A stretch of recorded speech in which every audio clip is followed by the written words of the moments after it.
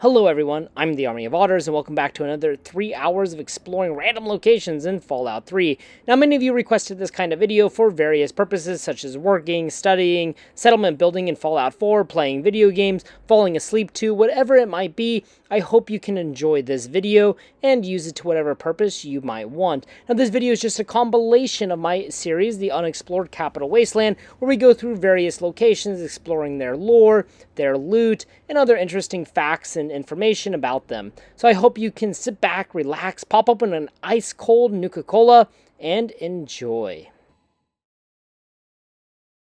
Hello everyone, the Army of Otters here, and welcome back to the Unexplored Capital Wasteland. Here we'll be checking out Metro Central, which is the largest train station in Fallout 3. And this metro is quite large, which means there is a lot of enemies within and a lot of loot. Now, if you look at the DCTA transit map, you can see Metro Central there and why it's so big, why it's so important. It is where the white and red lines intersect.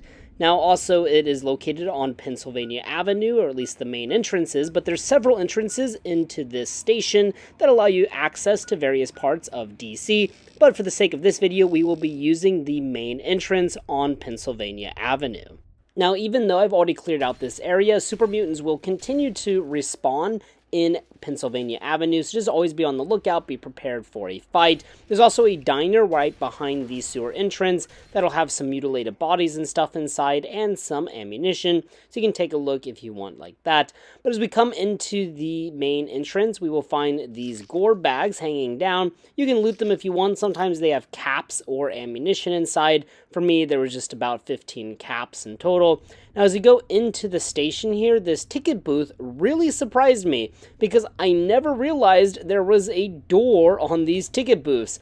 I was a little bit in shock, and I guess that they are normally open for whatever reason in Fallout 3 and are rarely closed. Been playing this game, well, for as long as it's been out, almost 18 years, and never knew that. Wow, that's quite amazing. Anyways, if we can take our first right, we will come to these bathrooms and a large resting area. Inside of the women's bathroom, there is nothing of interest, but if we go to the men's restroom, we're going to find a ghoul in here, and then there's going to be a skeleton with a Chinese assault rifle and some stim packs and ammunition. Don't know what happened in here, but there's quite a lot of blood on that skeleton. Perhaps he was killed by that feral ghoul, and the ghoul was just in here chowing down for, well, God knows how long. Now, if we enter the next room on our right, the door will be closed, but it's just some kind of employee room, and in the back there will be this Protectron that will check tickets. On this desk, we can find a Metro ticket. Make sure you pick that up so that Protectron does not start attacking you. Over here, we will want to hack this average level terminal, and then you can activate the ticket check routine with the Protectron, which will basically allow this Protectron to help you clear out all of the feral ghouls located within. And he also has this kind of funny interaction with your Metro ticket. Threat level Omega. Lethal force authorized. Scanning for valid ticket. Verified. Thank you for riding with Metro. Man, I wonder what would happen if you didn't have a ticket or didn't have a valid ticket.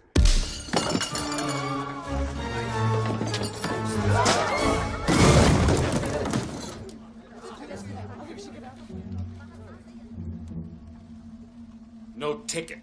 Now, as we make our way into the main train station, it is broken down into several floors. The top area is the white line, and it moves east to west. Now, in here, there's going to be a lot of feral ghouls. There was this Reaver over here sitting on top of the train. I didn't want to waste my time with him, so I just dropped a mini nuke. However, I also wanted to share that I came through here, and my game actually crashed. And when my game crashed, I actually had a pretty awesome interaction with this feral ghoul, the Reaver, and I was just shooting him in VATS, and that started to set off the car behind him, and then it blew up everything, which was pretty freaking awesome, even though it didn't kill the ghoul, unfortunately. But then the game crashed shortly thereafter, so maybe you shouldn't blow up that car. Anyways, in the main train station area, there really isn't a whole lot, so we're just going to follow the west tunnel for now. Now you have to use the northwestern tunnel because the other tunnel is blocked. As you come in, you can cross over here. There's a locked gate. Pick it open to get a copy of Dean's Electronics, so you always want those good old skill books. Then we can make our way further down the tunnel here. There might be some more feral ghouls like here, but no reavers, so not much of a problem. Then there will be a dead Talon Company merc here. Don't know what happened to him, but yeah, you can loot his body. If you come into this next room, there's going to be some ammunition boxes on this table. You can loot through them. And at the very bottom here, we will find the entrance to Foggy Bottom Station. Also, in the very bottom of this room, it's like really dusty. I don't know why there's all of this like dirt and stuff flying around. It was just really weird. I don't really know of anything else like that in Fallout. I'm sure there are other instances of it in Fallout 3, but I just thought I'd point it out. But after that, we're going to go all the way back through the station and come to the eastern tunnel. And right as you come down the tunnel, there will be a door to your left that will lead you to Freedom Street Station. And then a feral ghoul came out of there and scared the shit out of me. Now, truth be told, there isn't a whole lot down this tunnel, but if we come to the end, we can find another dead Talon Company merc. This one is surrounded by skeletons. I'm not sure what happened here. Maybe he died a while ago. Don't know why he's not a skeleton, but yeah, you can loot the ammunition and stim packs. After that, we will come down to the second level, which is where the red line is, and the red line runs north to south. And there is our Metro Protectron looking for tickets, and he just blasts that ghoul's head right the fuck off. So what a shot, my guy. Anyways, after that, we can go into this ticket booth, and yes, there is indeed a door on these ticket booths, but yeah, there's nothing in it. I just wanted to confirm that there are indeed ticket booth doors. Now, as we make our way down the southern tunnel, there will be a little branch off to the right. Be careful if you go down here. This is optional because there was a frick-frackin' feral ghoul reaver down here, which, yeah, just pissed me off. This thing took me about 1 minute to kill. These vicious dogs came out of nowhere, and instead of attacking the ghoul, they were just attacking me. Those frickin' dicks. Anyways, eventually we were able to kill the reaver and move on with our lives. Man, I really frickin' hate those things. Anyways, as we make our way down here, we can find a door to our right, and this will lead us to Museum Station. Now, as I came in, I actually missed it, but as I exited, I saw it. There is a dead raider lying inside the train track. He came a long way because there are raiders on the northern end, but of course now we're on the southern end, and we come directly across from where the Museum Station entrance is. There's a locked door, and if we open it, we can find some goodies, including a copy of Pugilism Illustrated. And then as you can see on the wall, there will be 2 first aid boxes, and you can see what you can find inside. Probably just some stim packs and stuff, but hey, that is always a very welcome surprise. Now, as we make our way to the northern end, we will find, well, who would have guessed it, some more feral ghouls. So go ahead and take them out. Now, at the end of the northeast tunnel, you will find a dead slave, and if you loot their body, you can find the slave map on their body, which is an interesting note that reads, "There is hope, there is a safe place, find the Temple of the Union, where slaves are made into free men. Look to the north near Canterbury." And this will mark the Temple of the Union on your world map, but since I already discovered it, well, it won't do that for me because I already know where it is. Now, if we follow the room back here to the northwest, we will find a group of raiders, so go ahead and obviously kill them. And then in the very back here, we can find some ammunition, some frag grenades, and some stim packs. So hey, not half bad. We'll happily take all of that. And then this door will take you to Dew Point Circle Station. We have to open that door and then go through another door. Not sure why that is, but that's just how it is. Now, I want to mention in the red line section, there are some Brotherhood of Steel insignias leading people or other Brotherhood members to the mall, where the Brotherhood does have an outpost, is engaged with a large conflict against super mutants. Just made a video about that, so if you're interested about the mall, you can check out that video. Alright guys, that pretty much sums up Metro Central. This is a very large metro station, but because of the configuration of, well, metro systems, it's pretty easy to navigate. Nonetheless, I had a lot of fun, besides fighting those frickin' feral ghoul reavers, but even then, at least it's a bit challenging. Alright guys, thank you so much for watching this episode of the Unexplored Capital Wasteland. If you have any recommendations or ideas for future videos or future locations, please drop them in the comment section down below. And as always guys, until next time.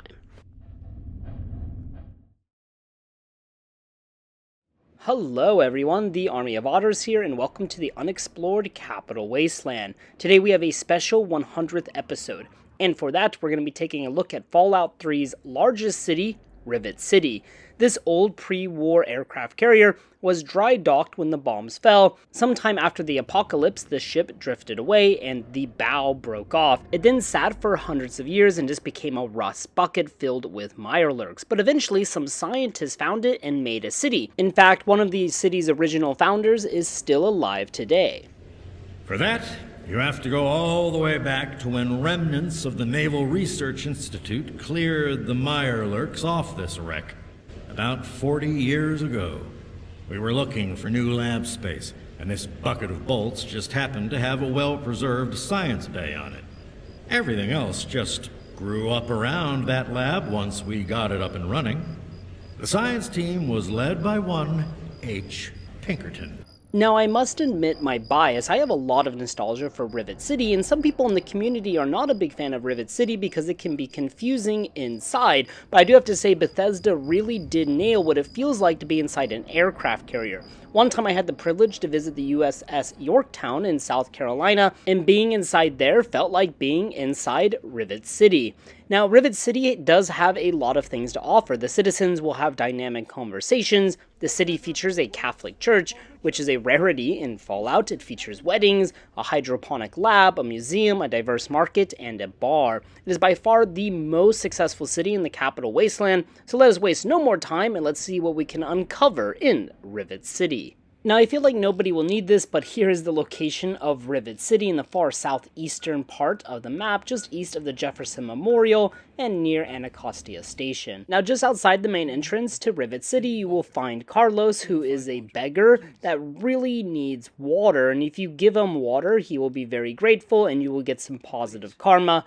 But of course, if you don't, well, nothing really happens. Now, after that, the first time you come here, you'll have to speak on the intercom to the security guard in order to get them to bring the bridge to you. Now, over here, we have this statue that has since fallen off, which I just thought was a little bit funny. Now, as I approached, I noticed on my left, there was some ammunition boxes in this little corner over here, so I decided to go check it out. I'm just kind of chit-chatting with the guard to see what I could say, but really nothing of note. So I came over here, in this little corner here, we can find a first aid box, which had a stim pack in it, so we'll take that, and then we can go to those ammunition boxes and take the ammo. In an early playthrough, when you're a low level, it might be useful. If we come over here, we can find one of the ship's elevators that would bring the planes up from the hangar to the flight deck. So yeah, just pretty cool. We have these little foldable planes, which I just really love. Now over here, we can find a staircase, which will take us up to the next level. Also, there was a trash can here, so I decided to throw it into the water, because why not?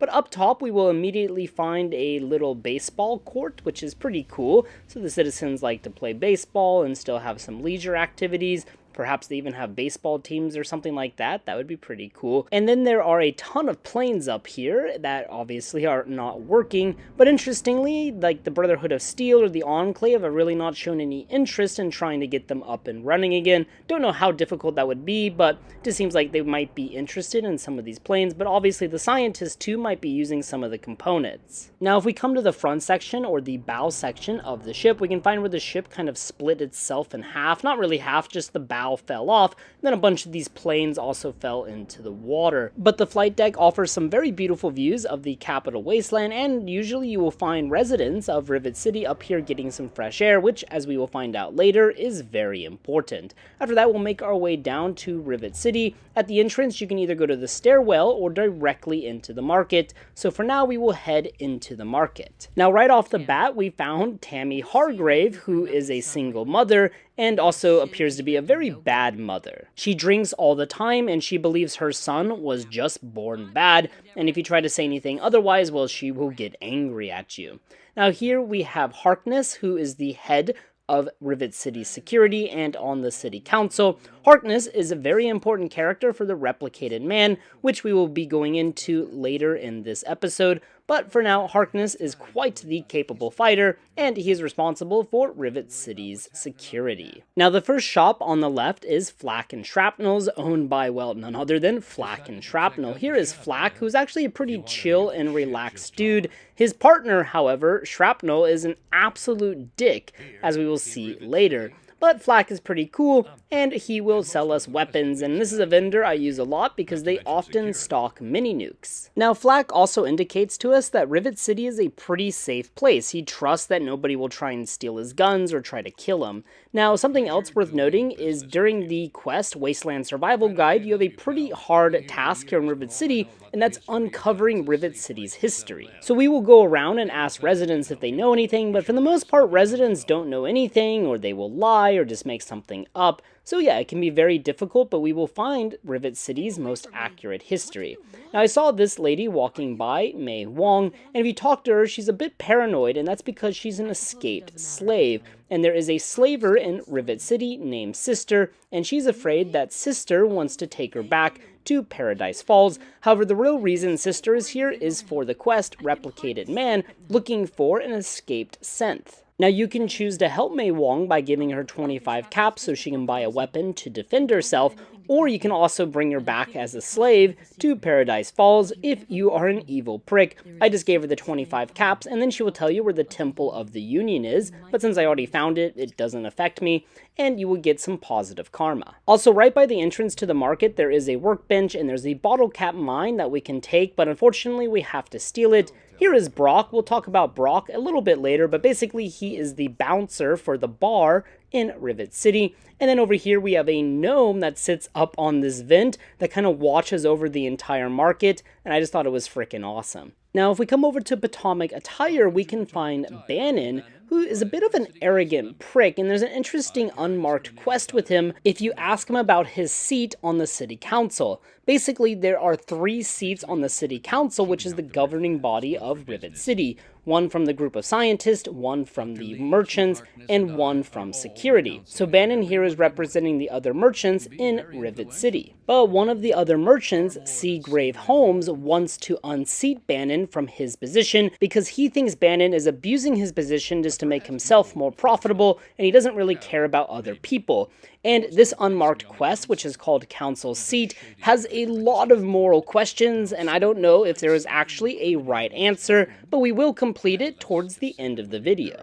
Now, if you ask Bannon for Rivet City's history, he will give you a, well, lie. He will tell you that he's largely responsible for the success of Rivet City, but that is obviously not true. There's a lot of other factors for why Rivet City was successful, and we don't really know if Bannon is good or bad at his job. Perhaps he is a good governor. There's really no indication in-game besides what we hear from Seagrave Holmes, which we will discuss later. But yeah, he does lie about the city's history.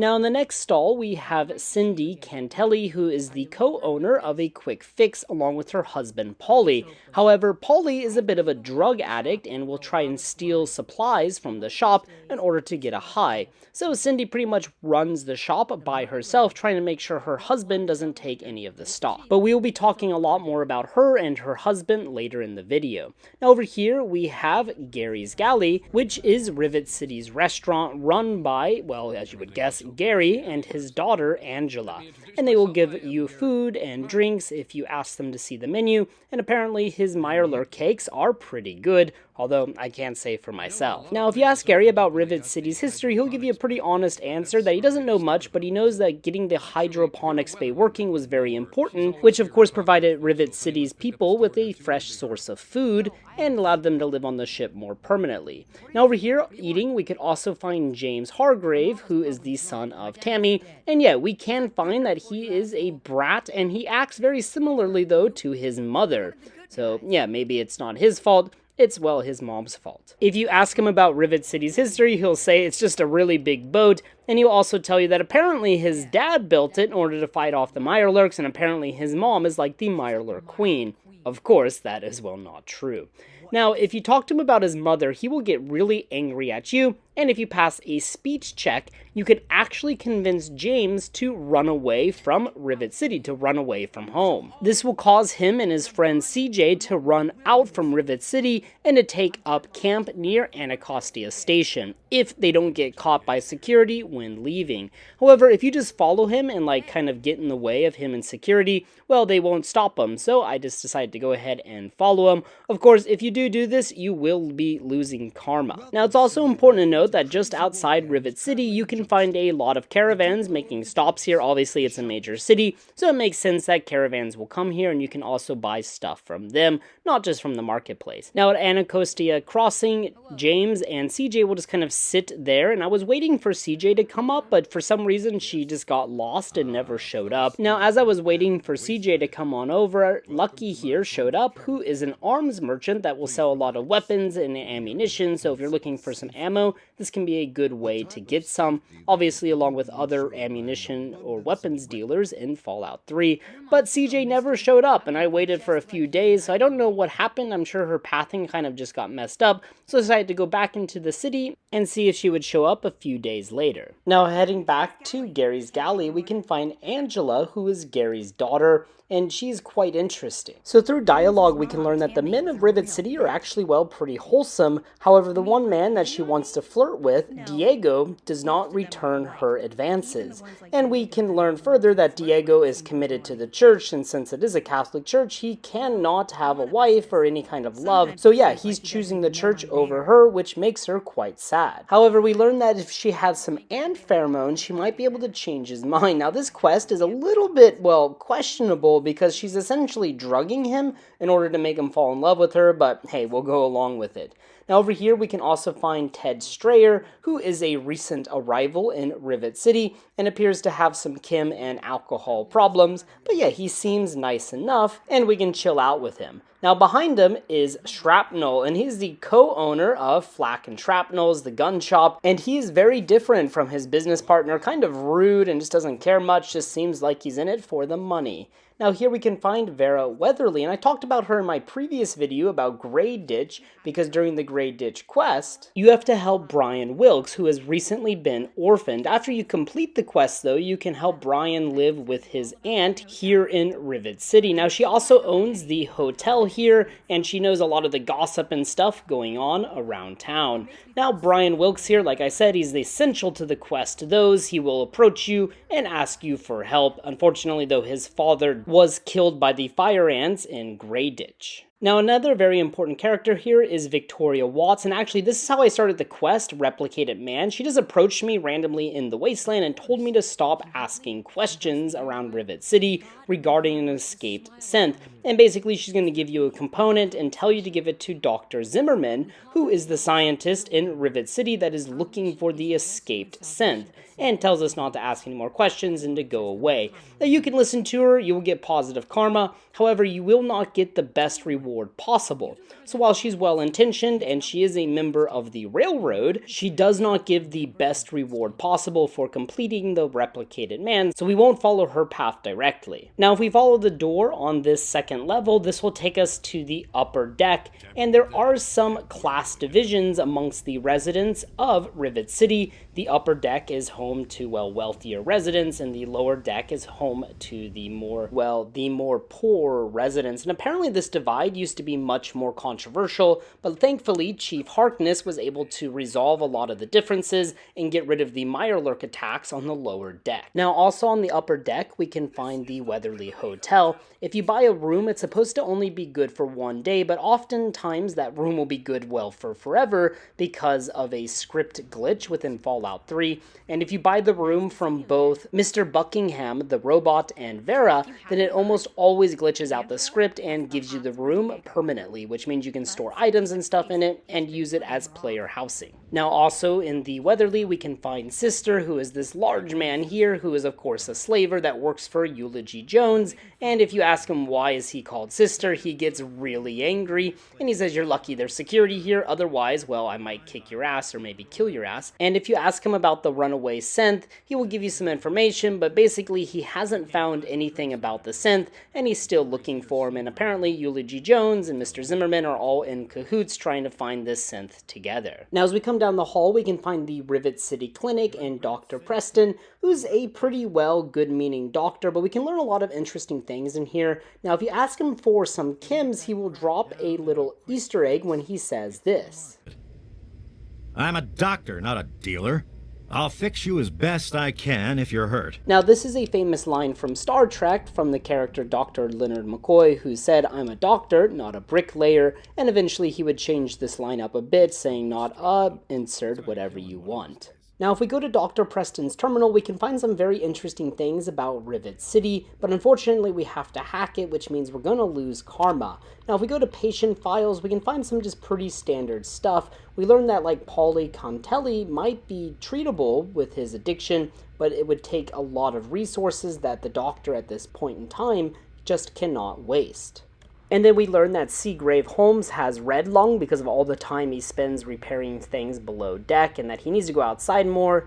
Gary Staley is exhausted, and Trini, who is, well, the sex worker on the ship, is, well, surprisingly healthy besides her alcoholism. Now, more interesting to me is the health hazards section. Here we can learn about the main things that affect residents of Rivet City, one of them being lockjaw. Also known as tetanus, this is a bacterial infection from coming in contact with rusty surfaces. Obviously, this is an old aircraft carrier, there's going to be lots of rust. We also learn about red lung because people are breathing in all of that rust. Citizens should spend time outside in order to avoid red lung. And finally, there is sometimes fish poisoning. Most of the residents know not to eat fish, but if you do, well, you will die of mercury poisoning and high radiation, going crazy, well, before you die. Now, as we come down the stairwell, we can find Dr. Lee's bedroom and the science lab. If you're willing to lose some karma, it is worth the time to break into Dr. Lee's room, because on her desk we can find some of the Project Purity journals. Also, you notice all of the residents on the upper deck have pretty nice beds and amenities. Also, there's a very easy footlocker that we can open, but there's actually not much inside, just some bottle caps. I decided to sleep on the bed just to get some health back, and oddly enough, Brian Wilkes was sleeping with me apparently, which is really awkward, and yeah, I'm not about that. Now, inside the science lab, there is no Dr. Lee because of where I am in the main quest, but usually she will be here. But today we're just going to focus on Dr. Zimmer. Now, if you talk to Dr. Zimmer after talking to Victoria Watts, then you can just give him the component and the quest will end. However, like I said, this will not give you a very good reward, only 50 caps and positive karma, but we can turn that 50 caps and positive karma into something else as well. So at this time, it is not recommended to do that. Now, Dr. Zimmer can tell us some interesting things about the Commonwealth and the Institute, and of course, I mean, Fallout 4 is out now. We all know about the Institute, we all know about the Commonwealth, but when Fallout 3 first came out, and for many years, of course, this is all we knew about Boston and the Institute. Dr. Zimmer was very important, but yeah, his importance has since diminished, but it's still interesting to see how he portrays the Institute and the Commonwealth. Basically, he says the Commonwealth is pretty similar to the Capital Wasteland, but the Institute is an isolated kind of special case. However, my savage brain is not capable of understanding what they are doing at the Institute. However, if you accept his offer to find the runaway synth, he will give you this holotape that the synth sent to him. Zimmer, by the time you get this message, I'll already be gone. I'm escaping the Commonwealth. I want to live my own life on my own terms, as my own man. I know what you're thinking, that I'm malfunctioning. I used to think that's what caused the runaways too. But I know better now. Self-determination is not a malfunction. I'm not just willing to put up with all the bullshit anymore. You humans are going to have a full-fledged rebellion on your hands if you don't start treating us synths as persons. I know you'll be marshalling the Retention Bureau to come after me, but I know all the tricks of the trade. You won't be finding me, I assure you. By the time you get this, I will be someone else. It's the price I pay for my liberation. My final act of rebellion against a system I no longer believe in. Goodbye, Zimmer, and good riddance. So just a kind of cool holotape that is kind of easy to miss since you have to agree to Zimmer's request. Of course, though, you don't actually have to help him out. Now, throughout the science lab, you can find fresh vegetables and stuff, and over here on the desk by the locker, we can find the intelligence bobblehead. I've already picked it up, but yeah, it'll be right there if you don't have it yet. Also, we can find cots and stuff just kind of in this like little side room. Obviously, this is probably where the scientists would sleep. Now, if we head to the upper exit, we can go to the lower deck where we can find the Capital Preservation Society, which basically functions as a museum. It has all kinds of like these posters and stuff that you will find around the Capital Wasteland, but obviously they've all been collected here by the owner, whose name supposedly is Abraham Washington. However, I'm sure that's like an alias. I'm sure that's not his real name.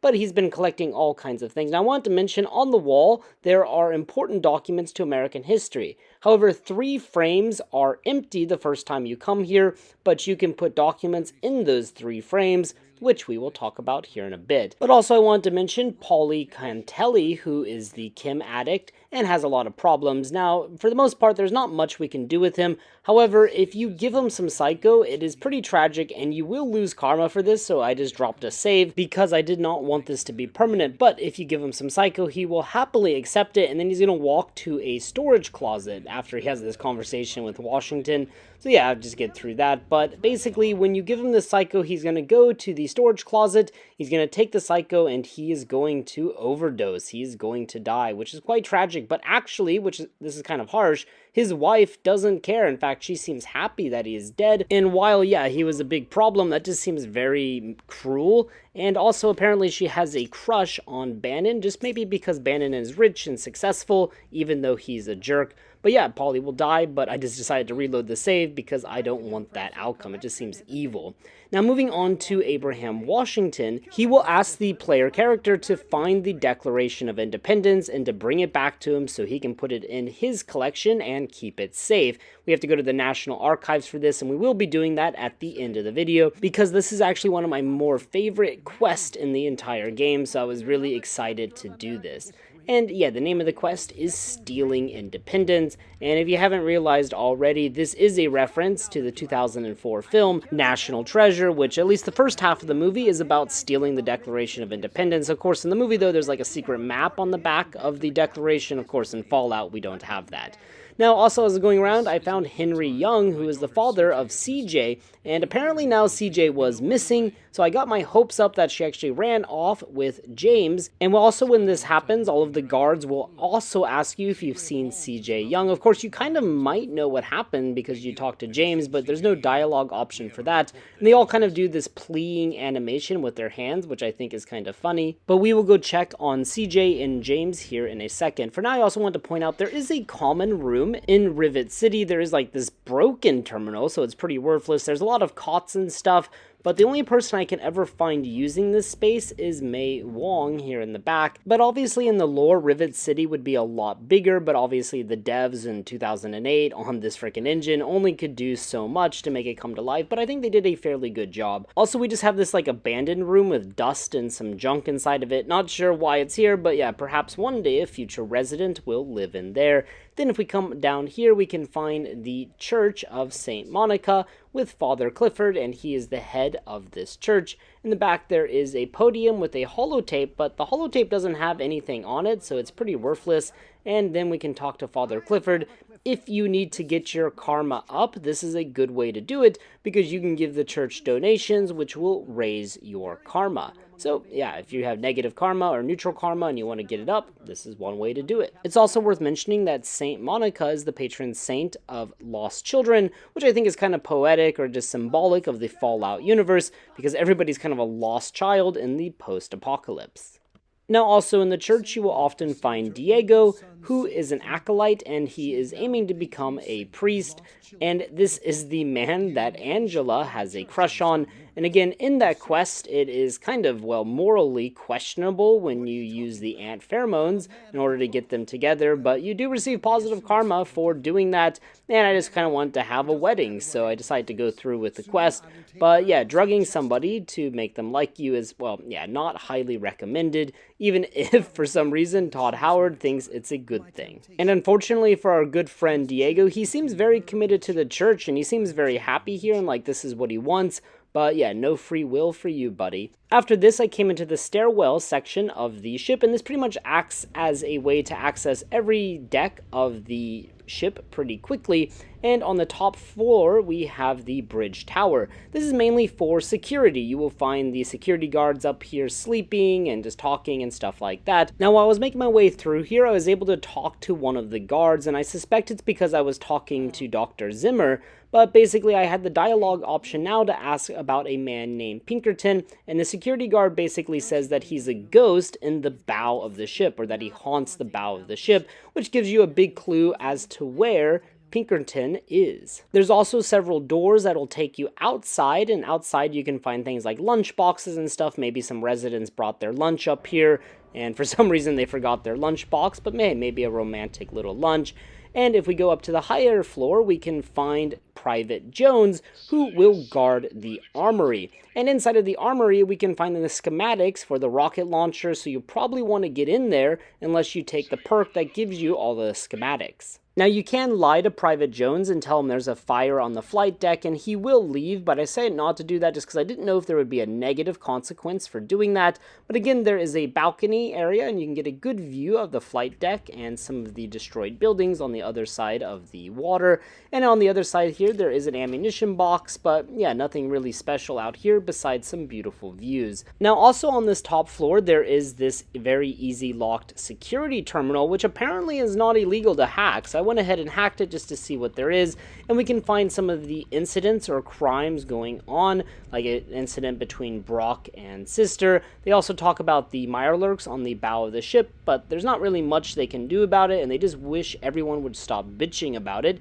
And we can also find that James has been stealing food at Gary's galley. Tammy paid the fine, but Tammy also pulled a full Karen on the security.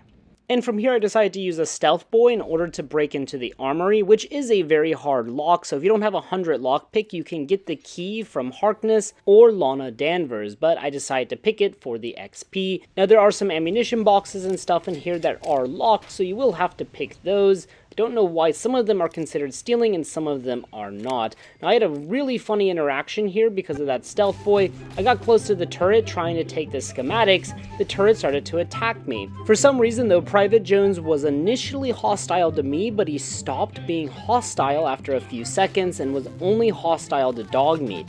This led to a really hilarious fight between Dogmeat and the rest of Rivet City's security forces. And I just kind of watched in awe as Dogmeat completely annihilated Rivet City's security. So yeah, maybe they don't have the best security when one dog can just take them all off. He literally bit that guy's head off. Man, what a freaking legend. And yeah, he took out all of them, and for some reason though, Rivet City was still friendly to me. Not sure what that was about, but I just thought it was a really funny interaction. I was happy that I recorded it on film and that I could share it. Now, there's one security guard who was near death though, was still willing to have friendly conversation with me and acted like nothing was going on. They would talk about CJ Young and everything else. Meanwhile, my dog was chasing her down in order to end her life. So hopefully when you come to steal the schematics for the rocket launcher, things go better for you. I did end up reloading a save just because I didn't want Danvers to be dead. That would actually kind of suck with how I wanted to go about the replicated man. Now, if you go to the very top of Rivet City, you will find one of the more famous interactions in Fallout 3. I always see it as a meme or people having fun with it, but honestly, the interaction itself is kind of sad, and I know, like, yeah, people make fun of it and stuff, but basically here, Mr. Lopez is suicidal. He's had a really miserable life. He lost his wife, he lost his son, and basically he doesn't see much reason in living anymore. And as the player character, I mean, this is Fallout. You can choose what to do. You can either A, convince him to kill himself, B, push him, or C, do the right thing and have him not kill himself and help him find a new purpose in his life. And of course, being a very evil otter, I wanted to have fun with this, and I chose B. And this animation where he just flies off is actually pretty hilarious. His body just instantly ragdolls and flies off. For whatever reason, the security guard here did not get mad at me when I did that. Normally he will, but yeah, he's just like, it's whatever. Anyways, back to CJ Young. Now, in order to do A, you have to say probably one of the most cruel things in any Fallout game. But yeah, if you click that option, he just jumps right off and kind of just walks off, which is kind of funny with the way it's animated. I decided to jump after him to try and save him, which just led to me also dying. Also, I was reading online that if you shoot him, sometimes he'll run off the boat and die, but Dogmeat just killed him. Man, Dogmeat is so vicious. But at the end of the day, of course, I'm going to do the good option, so I decided to convince him that, hey, he does have something to live for, and perhaps he can help Ted, because again, like we mentioned earlier, Ted is having problems with drugs and alcohol, so perhaps he can help Ted go down a better path. Now, I'm not sure what time Mr. Lopez will show up at the top, but I found just waiting for an hour during the daytime does the trick. I went back to go check on James and CJ, but for whatever reason, CJ had still not shown up, so I just assumed her pathing got really messed up or something, so I agreed to help lead James back to Rivet City. Not really that hard of a walk, but yeah, I decided to help him, and then this will give you good karma once he gets back. So yeah, I guess you did a positive and a negative to get this situation, so I'm sure it just balances out for neutral karma. And I also just wanted to mention that if you have the Child at Heart perk, you can convince James to actually steal from Flak and Shrapnel's gun store, which is kind of mean. But anyways, CJ Young was still missing, apparently. So anyways, I went about my business. Now my next stop was the Muddy Rudder, which is the ship's bar. I have to say those signs really helped me navigate Rivet City, and I don't think it's actually that hard with the signs. Now there is a baby carriage up here and a pool table, but don't know why there's a baby carriage. I thought that was kind of funny, but we can find some interesting characters down here. Now you will want to come down here before you go meet Pinkerton, because if you pass a speech check with Belle Bonnie here, the bartender, you will gain a special speech option with Pinkerton, and he will tell you the true history of Rivet City. And in order to get the speech option, just ask Belle about Rivet City's history, and then do the speech check, and she'll give you a recommendation to get you out of her face about Pinkerton being in the broken bow of the ship, and this will unlock a special speech option with Pinkerton. Now, someone else to mention here is Trini, who acts as a prostitute here in the bar. However, the player character cannot solicit her services, but we also learn that she is from Little Lamplight, and apparently she's very healthy despite her work. Now, the only interaction you can do with her is buy her alcohol. And once you've bought her a drink 5 times, 5 caps each, 25 caps, she will tell you a secret about Belle Bonnie's secret stash under Belle Bonnie's bed. And this stash will not appear until you have this interaction with Trini. So you have to buy her a drink 5 times, that'll cost you 25 caps, pass the speech check, and now there will be a secret stash in Belle Bonnie's room.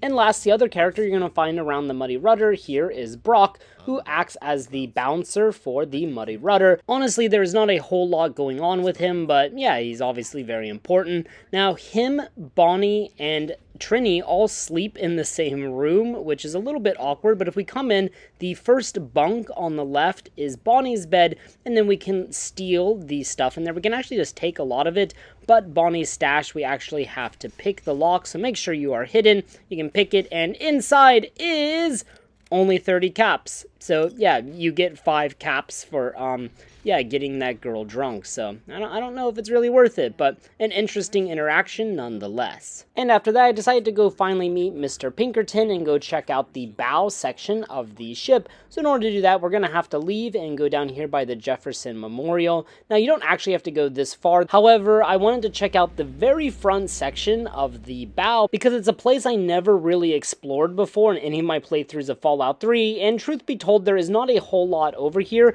However, there is this preservation shelter, which I thought was interesting, but there's nothing inside. And besides that, we just have a lot of cars, and then also some airplanes that have fallen off the ship. Now, some of the cars you can detonate, so if you want to create some huge freaking explosions, this is a good place to do that. So I just had a little bit of fun causing, well, absolute terror. And yeah, it probably doesn't affect anybody. Maybe it pisses off the Mirelurks, but besides that, it's just kind of fun to look at. And a combat shotgun will easily detonate these cars, which is, well, good to know for the future.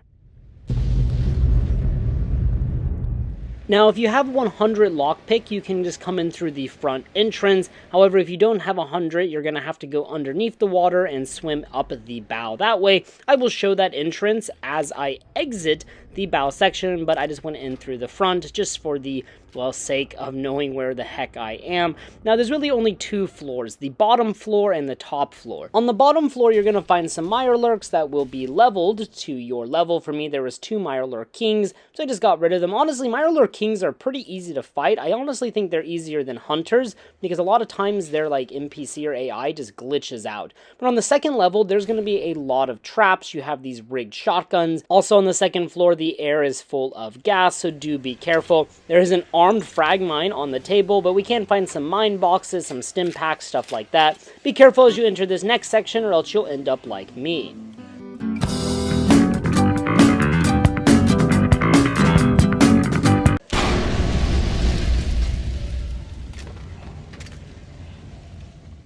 Luckily, it did not kill me, but if you were a lower level, that very well could be a death sentence. Now, as we continue our way through, you're going to find a knocked over Nuka-Cola machine, so you can loot it to see if you get lucky with a quantum. I did not. In the next room, there's going to be a switch on your right. You can flick that switch, and it'll open the door to Pinkerton's room. This terminal next to the door is rigged. It'll blow up if you try to access it. And then we can find Pinkerton. Now, Pinkerton is originally from the Naval Research Institute, which is likely referencing the U.S. Naval Research Laboratory in Washington, D.C., a real place in real life, and he and some other guys founded Rivet City quite a long time ago. They got rid of the Mirelurks, and then they established the science lab, and then people started showing up. And if you ask him about the synth, he is pretty honest about it. He is the man that helped wipe the memory of the synth, gave him his new identity, Harkness, the chief of police in Rivet City, and even redid his face so that way he looks completely different. Now, the morals and ethics of Pinkerton is well up for question, because he will happily tell the player character all of this. He will even give you the records and stuff without any question.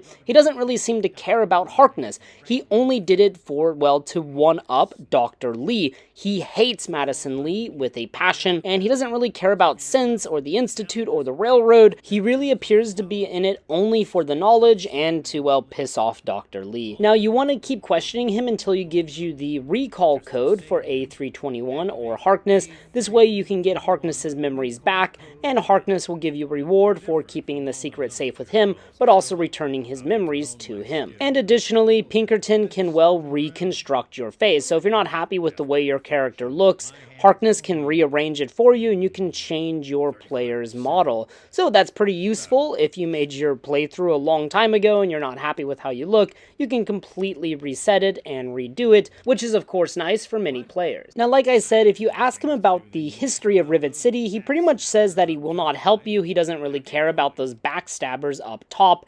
So no matter what you do or say, it will not change his mind. You have to talk to Bell Bonnie first in the Muddy Rudder, and then he will change his mind, and you can say, I hear you're the only one that knows the true history. You kind of stoke his ego, and then he spills the beans about the city's history. Additionally, on the computer, the first file will be about Rivet City's history, which will mark off the other optional objective for the Wasteland Survival Guide. So thanks to Pinkerton and his terminal, we can get a very complete history of Rivet City for the Wasteland Survival Guide.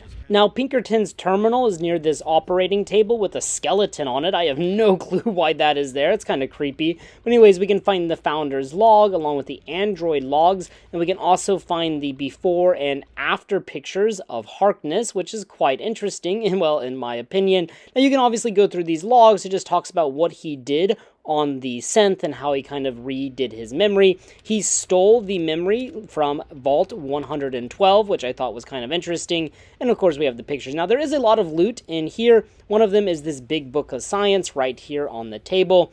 And behind that table, we can also find a copy of Dean's Electronics. I didn't take it just because my repair skill is already at 100. And there's also 3 stealth boys in here. One in this box here, going back up to the shelf. Next to where we saw Dean's Electronics, we can find another stealth boy right in the middle. And if we look to our right, we can find another stealth boy with all of this junk. So you can just pick up that bad boy, and then you're happy. You will have to steal it, though. There's also a bottle cap mine upstairs. You don't have to steal that for whatever reason, but everything else is technically stealing. And also, I just wanted to point out, Pinkerton does have a bedroom here, but it's pretty, well, kind of depressing. It's just a bunch of junk and like old computers, old TVs that don't work. Also, by the operating terminal to the right of the terminal, we can find the DC Journal of Internal Medicine, so you can pick that up too to increase your medical skill. And just some quick things I wanted to mention. Pinkerton's name actually alludes to a Mark Twain short story, The Man That Corrupted Hadley Berg, and even more prominently, Pinkerton shares several similarities with the character J.R. Isidore from the Philip K. Dick novel Do Androids Dream of Electric Sheep, which if you haven't read that novel, I highly recommend it because it is simply incredible. Additionally, Do Androids Dream of Electric Sheep served as the basis for the Blade Runner franchise, and both Do Androids Dream of Electric Sheep and Blade Runner had a big influence on the Replicated Man quest and on Pinkerton. So pretty cool, and just a nice kind of homage to one of my favorite science fiction franchises. And after that, we're pretty much finished with Pinkerton, so now we have to make our way out of here. We're going to go down to the lower section, which is flooded, and we're just going to follow the doors until we get to this part here, past this door, where it becomes completely flooded. So you're going to have to dive down, open this door, just go straight, you're going to get low on oxygen, and then come on out, and there's going to be an air bubble above you. Now from here, get your oxygen, dive back down, go down to the eastern corner, and you're going to find this door that will lead you outside. Just keep swimming, and eventually you can go up. I could have gone up a lot earlier. I was just kind of looking around, and you'll find yourself now in the broken section of the ship. Just to show again, in the broken section, you go down kind of towards the west here and just swim, and eventually you'll find the door, and then you can enter the ship that way if you do not have 100 lockpick. So now that we have everything and the evidence to prove it, we're going to go talk to Harkness, and basically you just go through this dialogue with him. You're not who you think you are. Honestly, I thought this dialogue section was a bit too long just because we know the access code. I don't know why we had this kind of crazy back and forth, but yeah, you just keep talking to him until eventually you can drop that dank ass access code, and then he will remember everything. So just give him that, and then he remembers Zimmer, the Commonwealth, the Institute, and yeah, he seems appreciative that you gave him back his memories, and of course he will be very appreciative if you keep everything a secret. So if you agree to keep everything a secret, he will give you the A321 plasma rifle, which is a really good version of the plasma rifle, and personally one of my favorite guns in the game. And after this, I went to go get rid of Zimmer, and I found freaking CJ Young in here with her parents in the science room. I don't know why she was in here, but she finally showed the heck up. Don't know why she disappeared or where she ran off to, but hey, we finally found her. Then I went to Zimmer, and I lied to him and gave him that piece. Now, if you want, you can tell Zimmer the truth that Harkness is it, and then technically you get both rewards. You get the reward from Harkness, and you get the reward from Zimmer, which will just increase your VATS ability a little bit. Not a great perk, but hey, I guess it's better than nothing. But yeah, I'm not about to do that. I like Harkness, and so yeah, I just tell him that this is his part, he's gone, and Zimmer will now leave. It was also around this time that I noticed that Angela Staley started carrying around a knife, and she was talking to Diego, so I wonder if she just took things to the extreme because I still hadn't delivered those ant pheromones to her yet. Anyways, I went back to Maura Brown, and I gave her everything that I had, all of our research and stuff, and she seemed very appreciative that we put in all of the hard work. If you have high enough intelligence or strength, you can give her the best answer. I just used my intelligence skill, and this will make her very happy. And on top of getting 6 min tats, you will receive a permanent discount from the vendors in Rivet City, because now Rivet City is portrayed in a positive light in the Wasteland Survival Guide, so not half bad. But after that, I decided that I was going to head up to Shale Bridge in order to get those ant pheromones. Now, I found out later you can actually buy them from a quick fix from Cindy Cantelli. She sells ant pheromones as well, but I didn't realize that until later, so I just got them the natural way. I went to Shale Bridge, I went to the ant tunnel at Shale Bridge, and I went to the very end to find the giant ant queen, who does respawn. Also worth mentioning, this is one of my favorite locations in Fallout 3, so if you want a guide for this location, please check out my previous video about Shale Bridge. Anyways, I went back to Angela Staley, who is still wielding that kitchen knife, and then I gave her the ant pheromones, and now she can seduce Diego. And yeah, I guess this is the positive outcome, but yeah, obviously you can view this however you want. Now, after I was done talking to Angela, I realized there was like a traffic jam building up on the staircase here because of dog meat, and basically everybody was trying to get down to the market area, and yeah, dog meat was just in the way, and Vera Weatherly was standing in the way, dog meat was in the way, there was a security guard. It was just a complete disaster, and I thought it was absolutely hilarious, and nothing I did could resolve this issue. I tried pushing them down further, but honestly, I think that just made things even worse. Dog meat was trying to run up, and yeah, it was just kind of a disaster, and then they just started having conversations with each other. So at this point, I thought it'd be good to talk to Seagrave Holmes, who owns the junk store in the marketplace, but he does sell some decent things like ammunition and stuff, so it always is worthwhile to stop by his store to see what he is selling. Now, if you talk to Seagrave Holmes, he does seem like an honest, good person, person, although he might not be the brightest tool in the shed,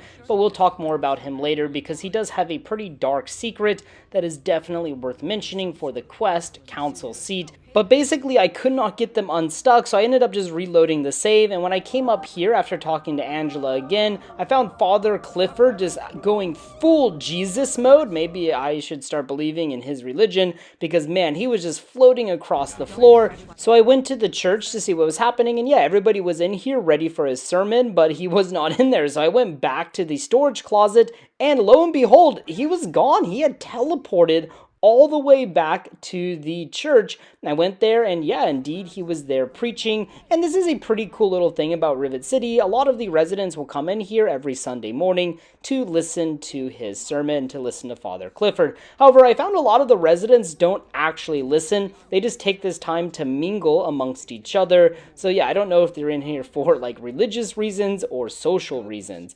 But anyways, I wanted to see what happens with Diego and Angela, if there's an actual scene between the two of them, with Angela seducing Diego. But Diego just hangs out in the church, so for the time being, I decided to break into Seagrave's room, just because it's right across from the church, and there's just a lot of junk in here, but right underneath the bed, we can find the incriminating letter. And if we read it, we learn that Seagrave Holmes used to do business with these slavers at Paradise Falls. Perhaps he was selling them slaves. So yeah, a very dark past, but it seems to us now that Seagrave knows what he was doing was wrong. However, Paradise Falls wants to do business with Rivet City, and they're trying to use Seagrave as their entrance into Rivet City in order to sell Rivet City slaves. Pretty messed up, pretty dark, but it really does seem like that Seagrave is trying to atone for his sins. Anyways, going back into the church room, I just started to wait with Diego to see what would happen, and eventually Diego did leave the room, so I just followed him around. He ended up going to the tower bridge, which was kind of interesting, but every time I talked to him, he just said like the same things. He's dedicated to the church, he's choosing the church over Angela. Also, as I was going with him in the storage closet, there is a hard locked filing cabinet. I opened it up and there was some mentats inside, so I figured that Paulie uses this as a secret stash for some of his chems. Anyways, continuing to follow Diego, he came up here to the flight deck just to get some fresh air. He went back inside, came outside, went back inside, and when I talked to him, he was now planning a wedding with Angela, so I have no clue how Angela seduced him. We were with him the entire time, so yeah, perhaps he just had a change of heart or something, and Angela absolutely did nothing. Well, we don't know, but now we can witness the marriage between these two. Now, this wedding can be incredibly glitchy, but it's supposed to happen at 3 p.m. the next day. My first attempt at the wedding, Angela never showed up, and so everybody just stood there in silence. I waited for a few hours to see if Angela would show up, but eventually everyone just stood up all at once, kind of funny, and then started leaving. I went to go talk to Diego, and apparently now he is married. So the marriage still happened, I still received the karma, but yeah, so I reloaded the save because I knew this might happen, and the second time around, Angela showed up, and now we can have a proper wedding. So just keep it in mind that if you want to witness this wedding properly, you might have to save your game before the wedding happens. Now, it should happen at 3 p.m. the day after Diego gets seduced. However, apparently sometimes it might not happen until Friday at 3 p.m. So yeah, just make sure you save your game, wait around, and eventually, though, you will witness the wedding. It's also worth mentioning that the name of this unmarked quest is A Nice Day for a Right Wedding, which is a play on words of Billy Idol's White Wedding. It's a nice day for a white wedding, which is one of the lyrics from the song.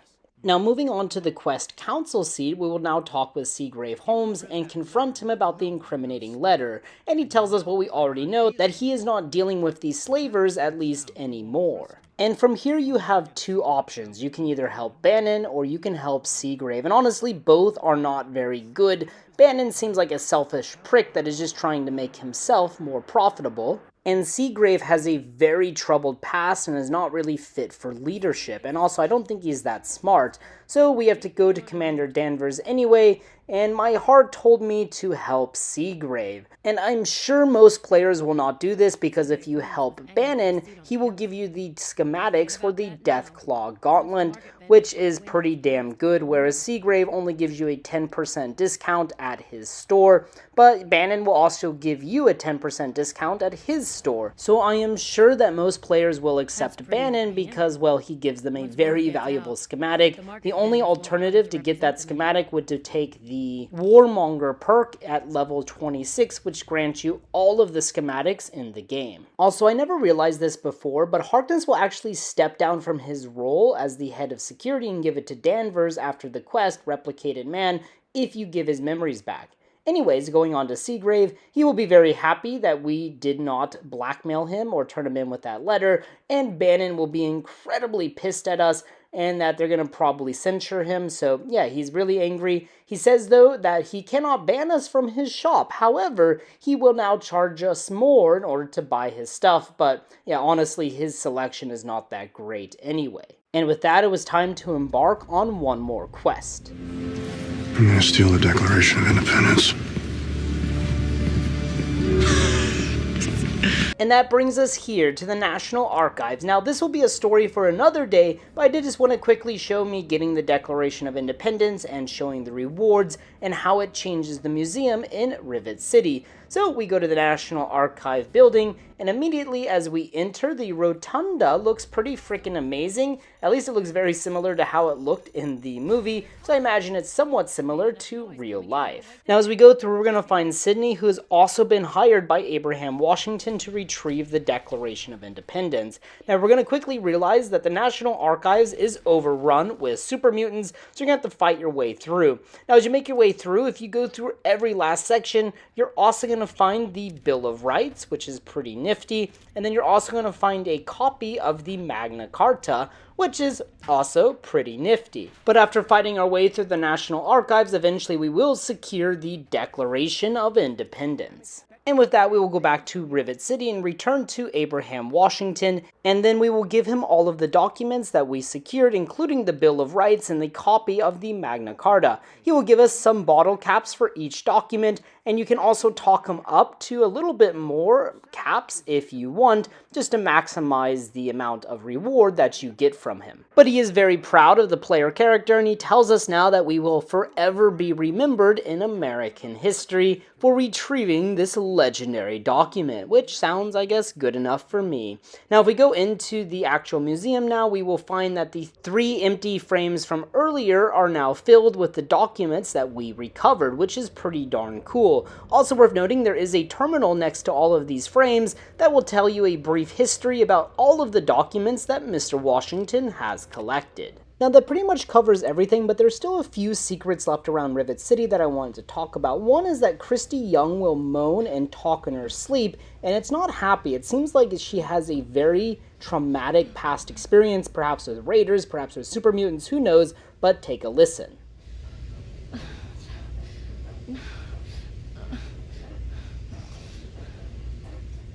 Additionally, Seagrave Holmes will also talk in his sleep. Let's take a listen.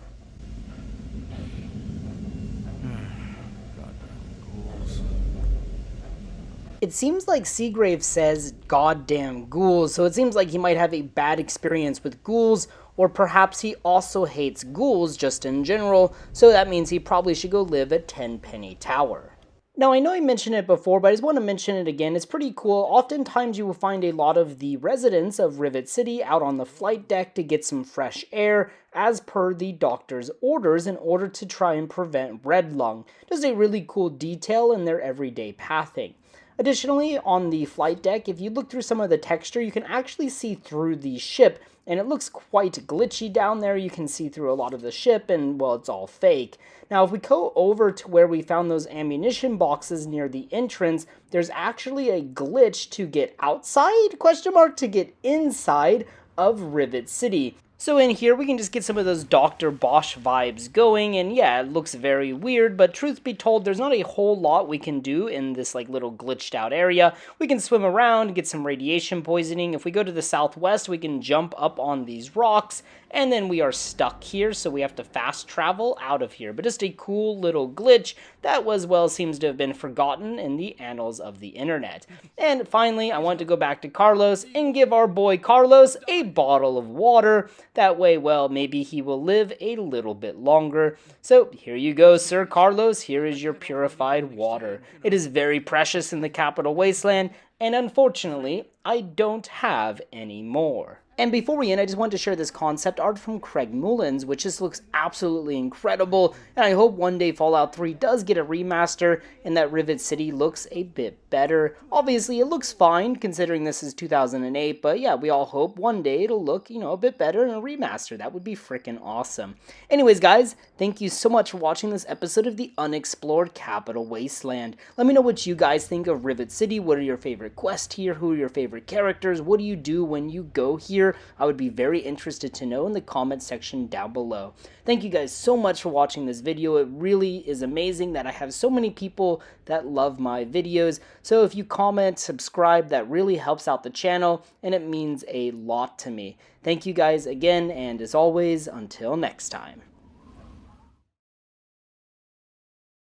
Hello everyone, the Army of Otters here, and welcome back to the Unexplored Capital Wasteland. Today we're going to be checking out what I call Rivet City Marsh, which is this little marshy area just south of Rivet City. After my previous video, I was just kind of going around, just double checking, making sure I didn't miss anything, and I found this area, and I just thought it was really interesting and worthy of its own video. For reference, on the world map, we're going to be starting at Rivet City on the aircraft carrier's flight deck, and we're going to be going down to this southern area right on the border of the map and just past it. So we're going to do a graceful dive into the water and then swim over to this little marshy area. And immediately we're going to find all of these pools of water, and for some reason there are a bunch of tin cans in them. We can find this skeleton by a shopping cart with some Salisbury steaks and some spoons, along with an empty bottle of whiskey. Perhaps he was just enjoying himself as he died watching the world end. We can find this wooden box over here, but there's nothing in it. And then some more tin cans in a pond. Now, when I first came over here, I honestly expected there to be an invisible wall preventing you from getting to the land. And I do have to say, there are a lot of invisible walls out here, but I'm not sure how it's designed. Sometimes you can go pretty far in, sometimes you cannot. So it just seems like maybe it's like a circle or something like that, the invisible barrier. But it's quite interesting. You can get really up close to these decayed and decrepit buildings that have like low textures. And as you can see here on the world map, it says we're outside of the map, even though obviously we're still in the playable area. Now, if we head back to the western area, I was trying to get to this small boat, but there was an invisible wall there. But for some reason, if I get a little bit closer, I can make it to that boat. There's nothing inside that tiny boat, though. Then we have this large boat with a bunch of radioactive barrels surrounding it. There are some metal crates that actually had some decent loot inside of them. And then there's 2 ammunition boxes which had missiles for me, so I'll happily take those. And then inside where you would steer the ship, there is a first aid box that has a very easy lock, but that's very easy to open. Then I found some stim packs, some purified water and stuff like that inside, so definitely worth a quick look. Now, as far as the western part, it is not nearly as big as the eastern part. There's not as much as you can do, but there is more loot because of that big boat. So it is worth a quick look just to get some loot and stuff like that. Also, I just thought this area was very interesting. Why is it here? Why did Bethesda even develop this and not just put an invisible wall? Perhaps there was going to be more going on out here. Who knows? Maybe some cut content, but anyways, I just thought it was a really interesting area that I'm sure most players have never been before, so I just wanted to give it its time in the spotlight. I couldn't find anything about this online, so I just named it Rivet City Marsh. So I think it's an appropriate name given what we can see here. Alright guys, thank you so much for watching this episode of the Unexplored Capital Wasteland. If you have any recommendations or ideas for future videos or future ideas, please post them in the comments section down below. And as always, until next time. If you ever visit Rivet City, make sure you go by the Capitol Preservation Society and make sure to talk to Abraham Washington. Not sure if that's his real name, probably an alias, but nonetheless, he will give you a quest called Stealing Independence. In this quest, he wants us to recover the American Declaration of Independence, and considering it is now the 250th anniversary of America in this year, our year, then I thought it'd be a good time to do this quest. So I tell Mr. Washington that I will help him get the Declaration of Independence for his little museum, which brings us here to the National Archives building on the mall. Hello everyone, I'm the Army of Otters, and welcome to the Unexplored Capital Wasteland. Today we're checking out the National Archives and stealing the Declaration of Independence. I'm gonna steal it. What? I'm gonna steal the Declaration of Independence. And yes, this movie was inspired by the 2004 film National Treasure. Now, the National Archives building is located on the mall, right to the kind of northeast of the mall, and we're just going in right through the main entrance, which looks very grand and beautiful. Immediately as we enter, we're going to find the Rotunda, which is where we can find the Declaration of Independence, well, in real life, and where we see that scene I showed earlier in National Treasure. Now, immediately you're going to notice that there's another person here named Sydney, and apparently she is also a treasure hunter, but we don't have time to get acquainted yet, because we are going to be ambushed by some super mutants. So me, Sydney, and Dogmeat will team up for this fight, although this fight was actually pretty easy because all of the super mutants were lower levels, meaning to me that this scripted event is not leveled, which makes it not too difficult. But we can talk to Sydney, and she will tell us that she has also been hired by Abraham Washington. So who knows how many people Mr. Washington has sent to their death, and, well, our goal now is not to become another one of his victims. Sydney tells us that without her help, we will get lost in the National Archives, and there's no way we could possibly retrieve the Declaration of Independence by ourselves. Whether or not that is true, well, I'm not sure, but I figured I might as well go with her anyways, and then we can split the reward 50-50. Also, she tells us that there is a lift in the Rotunda that is kind of like a secret entrance, but she is hacked into the system and has gained access to it, so we will use that later as a bit of a shortcut. For now, though, we want to leave the Rotunda, and on the left of the wall here, we will find this terminal that has 8 questions on it. You can either slow down the video to see my answers, or you can just listen to them, and the answers are in order: the Second Continental Congress, 13, John Hancock, 56, Ratification, King George III, Happiness, and Thomas Jefferson. And then you will receive an Archives Prize voucher for answering all of the questions correctly, and you can take this voucher to the terminal on the right, and you can choose between 3 prizes: Grape Mentats, Berry Mentats, and Orange Mentats. It doesn't really matter what you choose, because we will get more vouchers later, but I do have to say I find it interesting that a government building, like a public museum, would be giving Americans experimental drugs, which it just seems really crazy, and we'll actually find some terminal entries about this later. But as we make our way through the rest of the National Archives, starting on the eastern side, we will immediately find a staircase. Now I have to say, I was playing without sound at this point in time. What was that?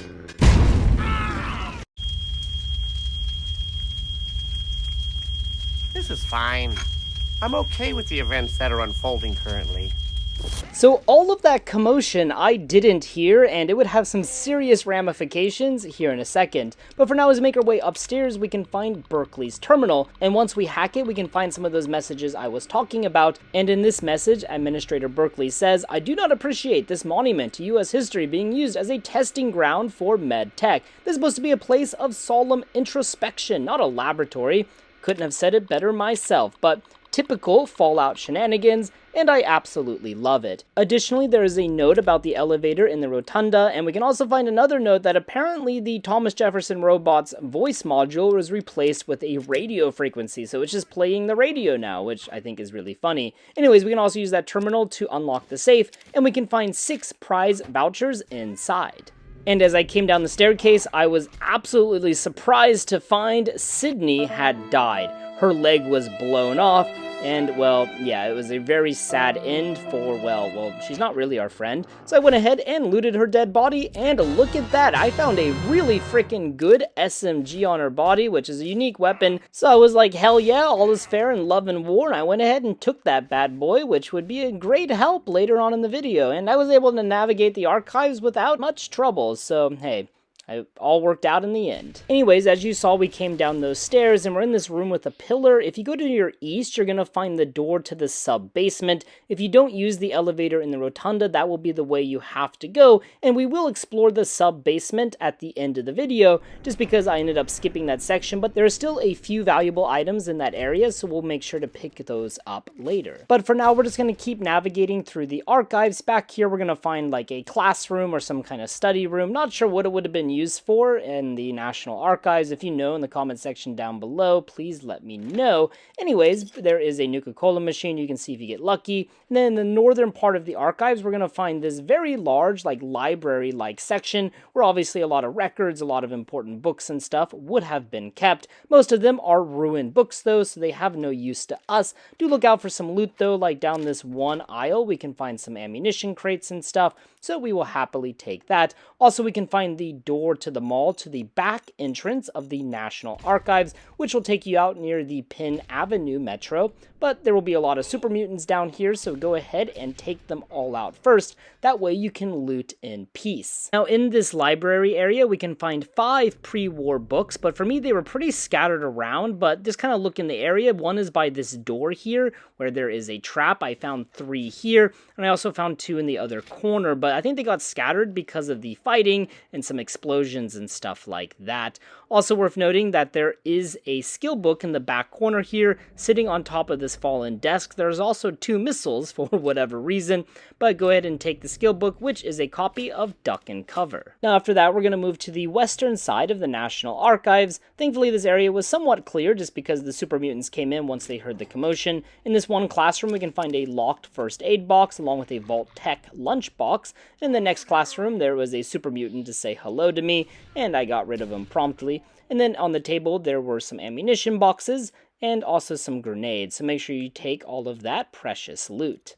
And then after that, we make our way up some stairs, and we're kind of on that first floor where we entered. There's going to be a lot of super mutants in this section, so just go ahead and take them out. I encountered my first super mutant overlord here, but there would be a few more overlords in here. So yeah, just be ready if you are a high level, because these super mutants are leveled, unlike that first encounter in the rotunda. Now in this section, there are some bathrooms. In the ladies' bathroom, there really isn't a whole lot to note, but I did just brush past this, but I wanted to pause it because we have a skeleton leaning into a toilet with like a car battery and a light behind it. I just thought it's a really random death. Don't know how they died, but I just wanted to point it out because I actually just brushed over it, and I was like, wow, why did I do that? I should have put a lot more emphasis on that really weird skeleton. Anyways, while I was in the ladies' bathroom, I got rushed by some super mutants. In the men bathroom, we can also find a first aid box, but unfortunately, there are no interesting skeletons in here. And along the eastern wall, you're going to notice that the wall is like fallen down. There's a locker that is like collapsed the wall, and this will just take us back out to that main lobby, that main entrance area. But since we're here, we're going to use those tickets we got in order to get 2 of each of all of the special Mentat flavors. So yeah, obviously you can take what you want. I just wanted 2 of each, that way I would have them for the future, or just kind of like display, or just to say I have them. Now there is a staircase in here. This will take you upstairs, where you can find a lot of supplies, some chems, stim packs, ammunition, good stuff like that. So just go ahead and loot around and take whatever you want. There is a large hole in the ground, and if you drop down, this will put you right in front of the elevator for the archival storage room. There's also some ammunition and stuff like that. And there's also a rigged terminal. However, if you try to use the elevator, well, it doesn't work. You need a key to open it, and actually that elevator will take you to the very end. So of course, we cannot use it yet. That is obviously for a quick escape. If we go back to the rotunda, we can find this really cute ammunition box. It's really small, I love it. And then next to it, we can find Sydney's terminal, rest in peace, and then we can unlock the Rotunda cargo lift from this terminal, which will then elevate this little middle section, and if we click on it, it'll take us down and we can skip that entire sub-basement level. But like I said, there is some valuable loot in there, so we will go back there at the end of the video. For now, we're going to proceed further into the National Archives. And right as we start to fight these robots, I had a really embarrassing and kind of funny experience. I lit me and Dogmeat both on fire with the gas leak, and I felt really bad. Now, as you make your way through this level and fight off these robots, you're going to hear somebody over the intercom, and this person is, well, a Protectron by the name of Button Gwinnett. Now, Button Gwinnett was an actual person who signed the Declaration of Independence, and as we dive further into the National Archives, we will quickly learn that they were using Protectrons to take on the personas of some of the original signers of the Declaration of Independence. Also, just not to be mean, and I'm sure it's also why Bethesda chose them, but Button Gwinnett is just not a name I would expect to be a rebel, which I thought was funny. Anyways, if you have 67 science, you can open up this utility gate, and then you can get a bit of a shortcut through this section. However, this is unexplored. We're not going to do that. We want to see everything. Now, we can also find there's another little shortcut there. However, it's all filled with gas. And with these sentry bots patrolling around, well, that could be incredibly risky. So we're going to take out all of the sentry bots. There's another sentry bot in this room with all of these computers. I'm guessing they're just like archives or something. Not sure. But yeah, take out those sentry bots, get that XP, and get that loot. Now, as we come into this room, there's going to be a fuck ton of cash registers. Not sure why they're all here, but pre-war money in Fallout 3 is actually pretty valuable. The best thing about it, it does not weigh anything. So we're going to take all of that pre-war money in order to get some caps later. And as you can see, there was also some ammunition boxes and stuff, so make sure to take that. Now, as we make our way through the rest of this level and go down the stairs, you're going to find this door to your left, and it's going to be an average lock, so you're going to have to pick it open. And then there's going to be a second average lock door, so we're going to have to pick that one open too. We're going to find these two turrets inside. They're pretty easy to dispatch of. Then we're going to find a ton of ammunition boxes and then a first aid box. There's a copy of Lying Congressional Style. And then we can find a security safe with the Bill of Rights in it, which would be the first 10 amendments. So we're definitely going to pick that up because I'm sure Mr. Washington would also be interested in that. Now we're going to find another hard locked door, and this is going to serve as another shortcut if you want to take it. However, I actually kind of advise just not taking this, maybe just pick it open for the XP, because I actually, well, embarrassingly got a little bit lost, but basically I just went back to the hard locked door in order to navigate this place more smoothly. So anyways, I'm going back, that's why I made it fast. And as we go into this room the normal way, you're going to find this staircase that leads down to the west. You're going to kill this sentry bot or whatever kind of robot it is for you, since it's going to be leveled. And in here we're going to find this mercenary with a super sledge and then an exploded generator next to him. I have no clue what happened in here, but maybe he committed suicide, maybe he was trying to deactivate the security in this place. Perhaps he was also sent by Mr. Washington. Who knows, but well, that mercenary is dead. Now, as we come to this next section, we're going to go right and then turn right again. This is the room where the hard locked door takes you. You're going to find a door in here that leads you to, well, an average locked door, which you will pick. There's two turrets. Get the ammunition, and then we're going to find a safe with a copy of the Magna Carta in it. I imagine it's a very old copy of the Magna Carta, so we're going to take it because I'm sure Mr. Washington would be interested in it. After that, we're going to go back the way we came, and we're going to go in through another door, and then we're going to find the archival storage room, and immediately as we enter, we are greeted by Mr. Button Gwinnett.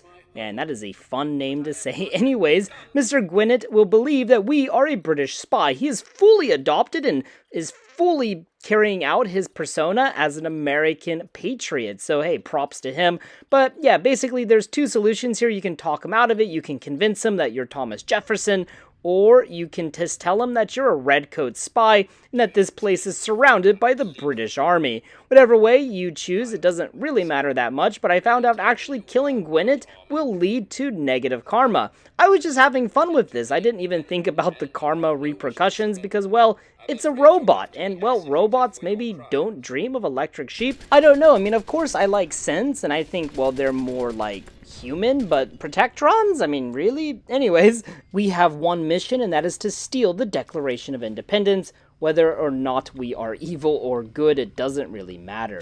Anyways, on this terminal down here, we can unlock all of the doors throughout the facility, which we will, of course, do. And then behind us, we can open this door, and then we can find the security safe with the Declaration of Independence. There's also a few other safes in here, so you can take whatever loot is inside. Honestly, there isn't much. I found a stealth boy in one, though, which is pretty good. And on the left there, I completely missed it, but there is a copy of Tales of a Junktown Jerky Vendor, which will increase your barter skill by 1. So as soon as I'm done editing this video, I'm going to go back and get it because I only got 90 barter. Anyways, we can also find Button's wig on this table here. I think it actually got blown off, which is why it was on the ground. But yeah, you might want to pick it up because it's just like an old-fashioned wig, and I think it looks pretty freaking cool. Now, also, Buttons has all of these desk and supply wardrobes. They're not normal wardrobes. They have ammunition and stealth boys in them, so definitely take a look. Make sure you do not just skip over them like you might normally for such containers. And then, as you enter the utility area, you're going to find a lot of empty Protectron pods. However, there will be Protectrons in 2 of them, and those are the Thomas Jefferson one and the backup one. All the others, though, are empty, and if you use the backup one, you can actually put Thomas Jefferson's persona in it. That way you can activate Thomas Jefferson. There was a Vault-Tec lunchbox underneath the desk as well, and if you come on this terminal, we can just find some interesting files about some of the shenanigans going on in the pre-war era. But I was more interested in getting Thomas Jefferson activated, so I transferred Thomas Jefferson's personality to this Protectron. None of the others will work because those pods are empty, and once you activate Thomas Jefferson, you will get a Protectron that has a wig and plays Galaxy News Radio. As we read earlier, his voice module was replaced with a radio antenna, so now he's just playing, well, a radio frequency, which just so happens to be Galaxy News Radio. And quite honestly, that's the scariest robot in the whole building, because he could easily demonetize me if there's a certain song or something playing. Anyways, we're going to go back to the rotunda and use that central lift in order to go to the sub-basement. Now, obviously, we're kind of coming from the back here, but immediately as you come from the back or towards the end of the sub-basement, you're going to find this very hard locked gate, which is not very hard at all. I didn't even have to move my lockpick, so thanks a lot, Todd. Anyways, there's going to be a super mutant, so obviously get rid of all of them, so that way the situation calms down. Inside of the very hard locked gate, we're going to find a mini nuke, a stealth boy, and a copy of Duck and Cover, so not half bad. Also some metal armor. That is kind of bad, though. I don't want that because I have power armor. Now, as we make our way through the rest, we're going to find, well, me walking up a stair backwards because I'm a fucking idiot, and then I accidentally used a stealth boy, but honestly, it was a good decision because these super mutants just focused on dog meat. I pulled out my minigun, and man, these super mutant overlords have a lot of health. But you know what? They're still not as bad as feral ghoul reavers. I fucking hate reavers. And then I leveled up, which was quite nice. I got a ton of X-Pizzle in here because of all the locked doors, the locked containers, the robots, the super mutants. So hey, it's a pretty good place to get some levels. Now on the second floor, you're going to find this large room with a skeleton sticking out of that like little bar there, which I thought was just kind of funny or kind of scary, depending on how you look at it. And then if we go across the like bridge into this room, we will find a bunch of ammunition boxes and also some sheet music, which might be useful for you for Agatha. And then you get some ammunition boxes again, and then you're going to find this doorway, which will lead you out of the sub-basement and back into the main area. Also, I forgot to put my freaking power armor helmet back on, so yeah, just, you know, I was making a lot of mistakes in the end there, but didn't really matter. We got the Declaration of Independence, and we can return to Mr. Washington. And of course, you can give him the Bill of Rights and the Magna Carta. Now, these are optional documents. They'll just get you some extra caps, but of course, I recommend doing that for the extra caps, and also he will display those documents in some frames, so I just think it's really cool. I'm a history nerd. I love history, so I just think this is a really cool quest. Anyways, then we can give him the Declaration of Independence, and he will reward us with 400 caps, along with the schematics for the railway rifle. So not half bad, a pretty good way to make some caps, a pretty good way to get some XP, and of course we'll always take those schematics. Now if we go into like the museum area or the preservation area and we look at these picture frames, we can now find that 3 of the picture frames, which were previously empty, now have documents in them. and I can't really tell. I can tell that one's the Declaration of Independence. Not sure which one is the Magna Carta and which one is the Bill of Rights. If I looked more closely, I could probably figure it out. Anyways, there is a terminal next to all of these picture frames that will go into details about all of the documents that Mr. Washington has collected, and some of them are actually pretty impressive pieces to have. So I have to say, I really hope Mr. Washington's Preservation Society becomes very successful, because it is an important preservation of history. Now, before we end the video, there's one interesting encounter I wanted to mention with Sydney. Now, of course, in my playthrough, Sydney died, and that was the end of it. But if she survives and you go back to Rivet City, you can actually cut her out of her share. If you do this, you can now have the chance for a random encounter with Emmeline and Sydney. Emmeline is Sydney's girlfriend, and basically they're trying to get retribution because you crossed, well, Sydney. This is a pretty interesting little random encounter that might be hard to miss, and yeah, I probably won't experience it in this playthrough, but hey, if I ever do an evil playthrough or something, maybe I will experience it because, well, it sounds kind of cool. And I think with that, we can now conclude this video. I have to say, Stealing Independence is one of my favorite quests in Fallout 3, mainly because I'm a history nerd, but also I do have to say the National Archives has that quirkiness, that kind of Fallout humor that I absolutely adore, and I love Button Gwinnett. What a name, and hey, he's a real person. Anyways, thank you so much for watching this episode of the Unexplored Capital Wasteland. If you have any recommendations or ideas for future videos or future locations, please post them in the comment section down below. And as always, guys, until next time. Hello everyone, the Army of Otters here, and welcome back to the Unexplored Capital Wasteland. Today we're going to be checking out Lefon Plaza, which is a large plaza area in the ruins of Washington, D.C.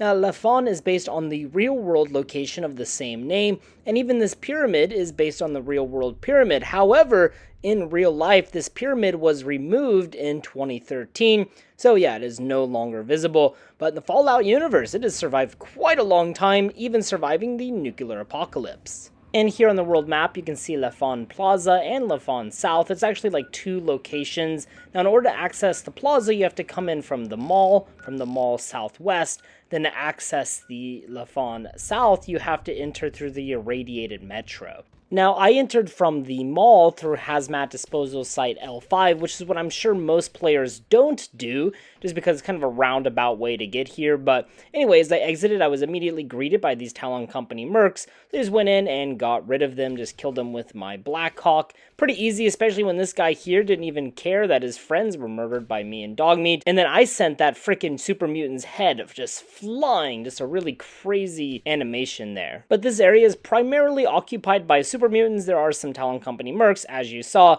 and eventually there will be an Enclave vertibird that flies in and will drop off some Enclave soldiers. Now, over here by the exit from Hazmat Disposal Site L5, we can find this pool table with no cue ball, also a Nuka-Cola machine that gave me a quantum, so thank you very much. You can make your way on this pedestrian bridge, and you get some good views of that pyramid, the glass pyramid that we talked about earlier. Also, there's a bus stop right here. Now, I just want to point out on this pedestrian bridge as you go up, there is a camera here, so it looks like somebody was trying to take a picture of this plaza, maybe when the bombs fell. Now, you cannot go inside of the pyramid. You can see some rubble and stuff inside, but yeah, for the most part, you can just kind of climb up it, and that's about it. There are some mailboxes and stuff you can loot around. If we head directly east of the plaza, we can find this destroyed building with the middle section here that appears to have collapsed in. It kind of looks like the road went underneath this building, which is kind of interesting. There are some super mutants in here, so I got rid of them. At the same time, some super mutants from the south decided to start attacking me, so I used my Blackhawk to try and get rid of them. However, these were all masters, and they had a lot of health, so I tried to use my missile launcher, and I actually missed and caused a chain reaction. This was kind of an unfortunate chain reaction to cause now, because you can later use this chain reaction to kill the Enclave. I think if you approach from the Lefon South, I think this fight becomes a lot easier, but I did find the wall here is kind of glitched, so I could look through it, see where the super mutants are, fire a missile, and check and just kind of repeat.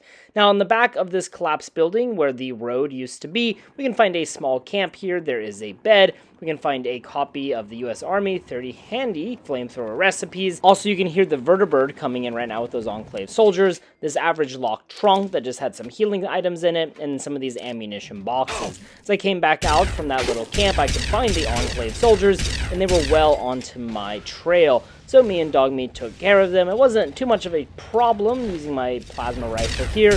Got rid of them, and then this one blew up. This car blew up right as I killed him, so kind of an epic death for him. Disintegrated and had an explosion behind him. Now from here you can kind of move up this street here. You can go west or east. I decided to go west first because down here we can find one of those preservation shelters if we make our way up these stairs here. There was a super mutant overlord up here for me, so be careful. Me and Dogmeat got rid of him.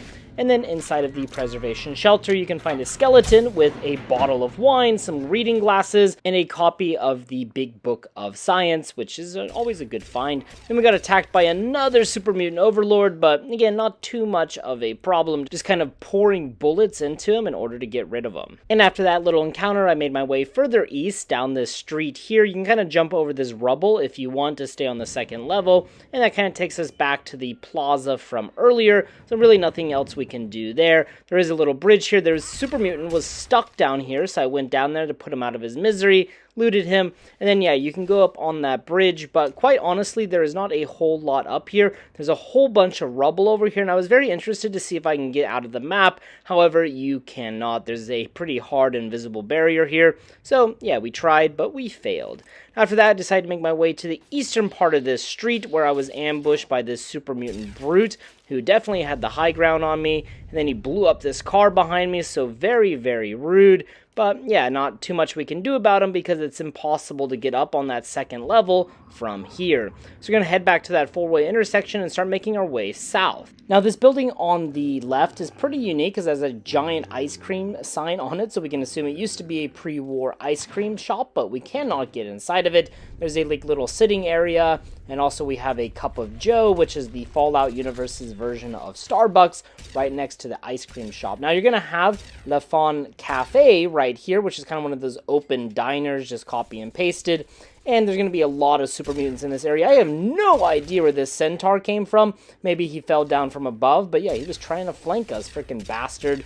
There was a super mutant overlord with a Gatling laser, but yeah, we shot it out of his hand right there, so that really helped. So he ran all the way down to try and grab his Gatling laser. So while he was running, we went inside the cafe to start looting. There's some dead raiders in here, indicating this place used to be controlled by raiders until they were killed by the super mutants. I looked out the window and I saw that super mutant overlord running for his Gatling laser. He was a man on a mission, but yeah, he did not accomplish his mission.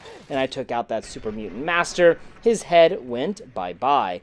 So after that, we can now safely loot the diner here, and we can open up these first aid boxes. There's some healing items, and besides the other items on the raiders' corpses, there really isn't a whole lot in here, but yeah, definitely loot around, see what you get. Now we go to the right, we can find this little alley here. We can find this kind of hidden shop at the end, which is called Madame Jail's, and inside we can find, well, it's a pretty interesting place. It looks like it used to be an old erotic bookstore, but there is a lit cigar over here on the table, indicating that somebody may have been doing some dirty reading here recently and left their cigar burning. Now there is a wardrobe in the corner here that you cannot access, which I thought was interesting. There's a first aid kit on the bookshelf there. There's some sexy sleepwear. Then if we go over here, we can find a skeleton. Maybe they used to be the cash register person. Then there's some stim packs and mentats here. There's a cash register, which is empty. Then we have an average lock terminal and a hard lock safe, and the terminal will unlock the safe. So I chose the average lock terminal to unlock the safe.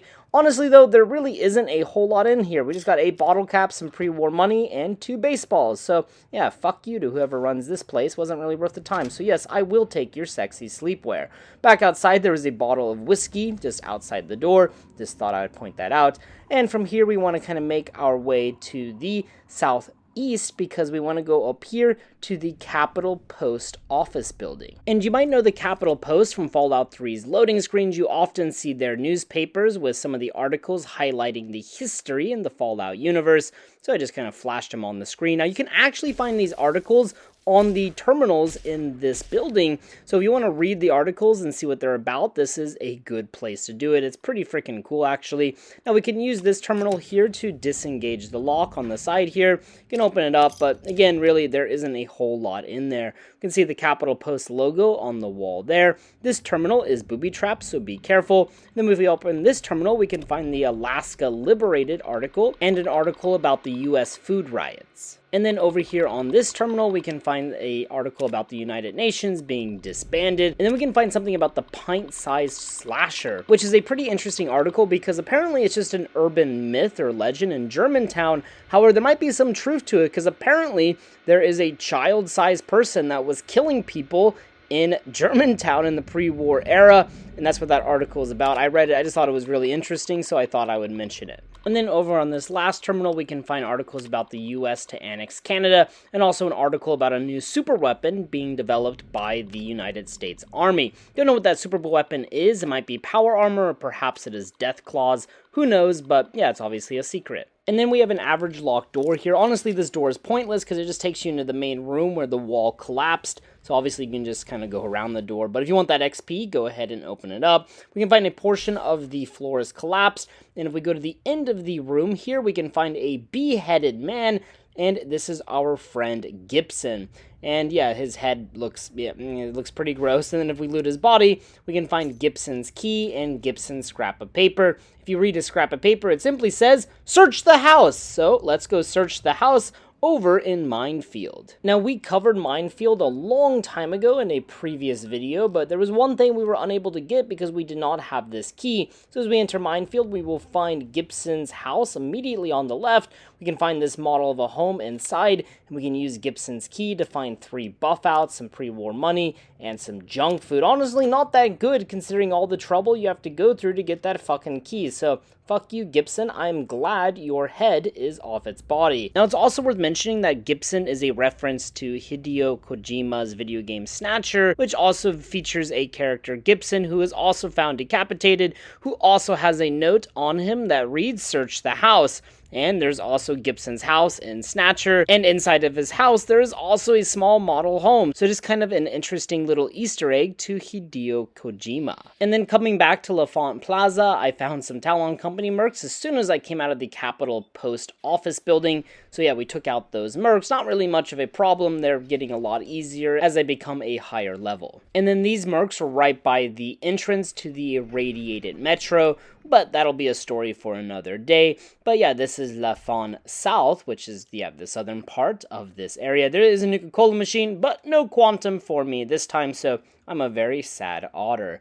Now, as you kind of go from the station here, if you go to your east, you can find a small street here, and then there's going to be this burial grave here, and this starts the unmarked quest searching for Cheryl. So that'll be a story for another day, but we can find this search party log inside of it, and yeah, it'll take us down an interesting story searching for, well, you may have guessed it, Cheryl. And then the building behind the Capital Post building has since collapsed, and you can kind of walk down, and it just provides access to that main street where we were fighting the super mutants earlier next to that cafe. I just wanted to point out this little pathway. Perhaps it might be useful for fighting or something.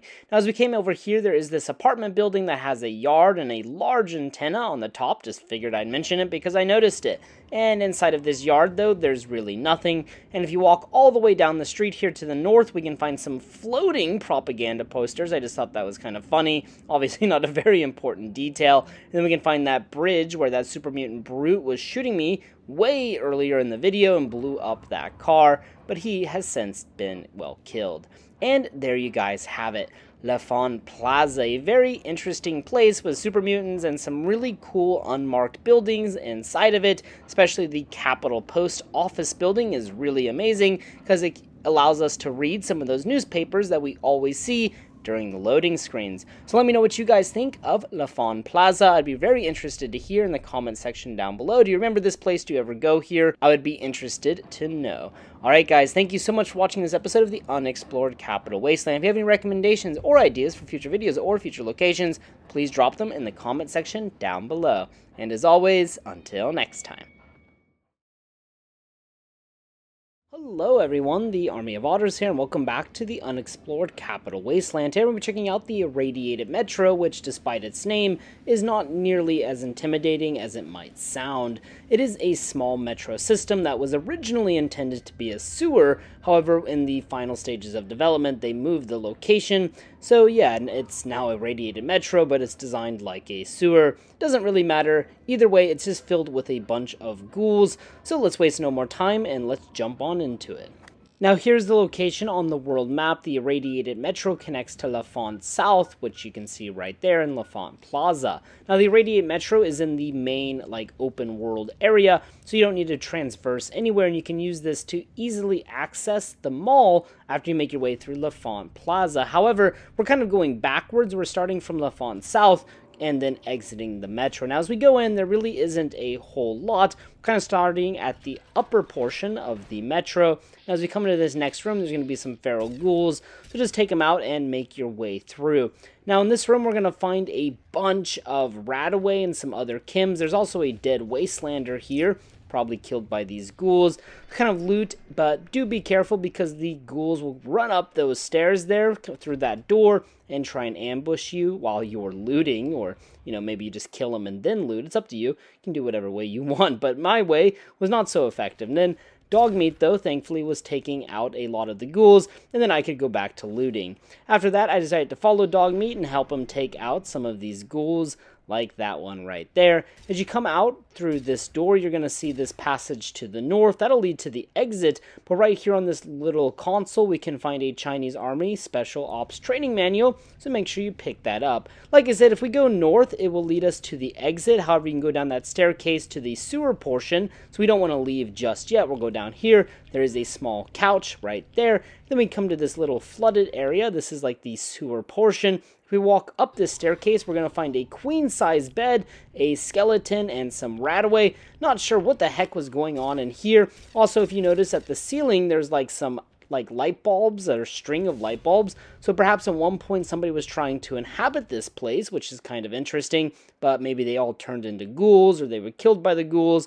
Who knows? But you can jump down this little middle area right by the queen-size bed, and there's literally nothing down here besides a feral ghoul reaver that I blew up with a mini nuke because I hate those feral ghoul reavers. And then I made my way along the eastern side here towards the north, kind of leaving that queen-size bed area. And then a stupid radio was on. I have no idea why that radio is on because I have the radio turned all the way down. It's just like Todd Howard's trying to get me demonetized or something. Anyways, if you follow the way north, it'll lead up to this passage here. Now, there's kind of like a west way and an east way, but they both lead to the exact same area. Now, in this little room here where we shot that ghoul just a few seconds ago, we can find a barbecue set and a park bench. Kind of interesting. Don't know why it's there. Kind of an interesting place for a barbecue. Not exactly the place I would choose, but yes, it is there. As we exit, there is a Nuka-Cola vending machine, so see if there's any quantum in it for you. There was none for me.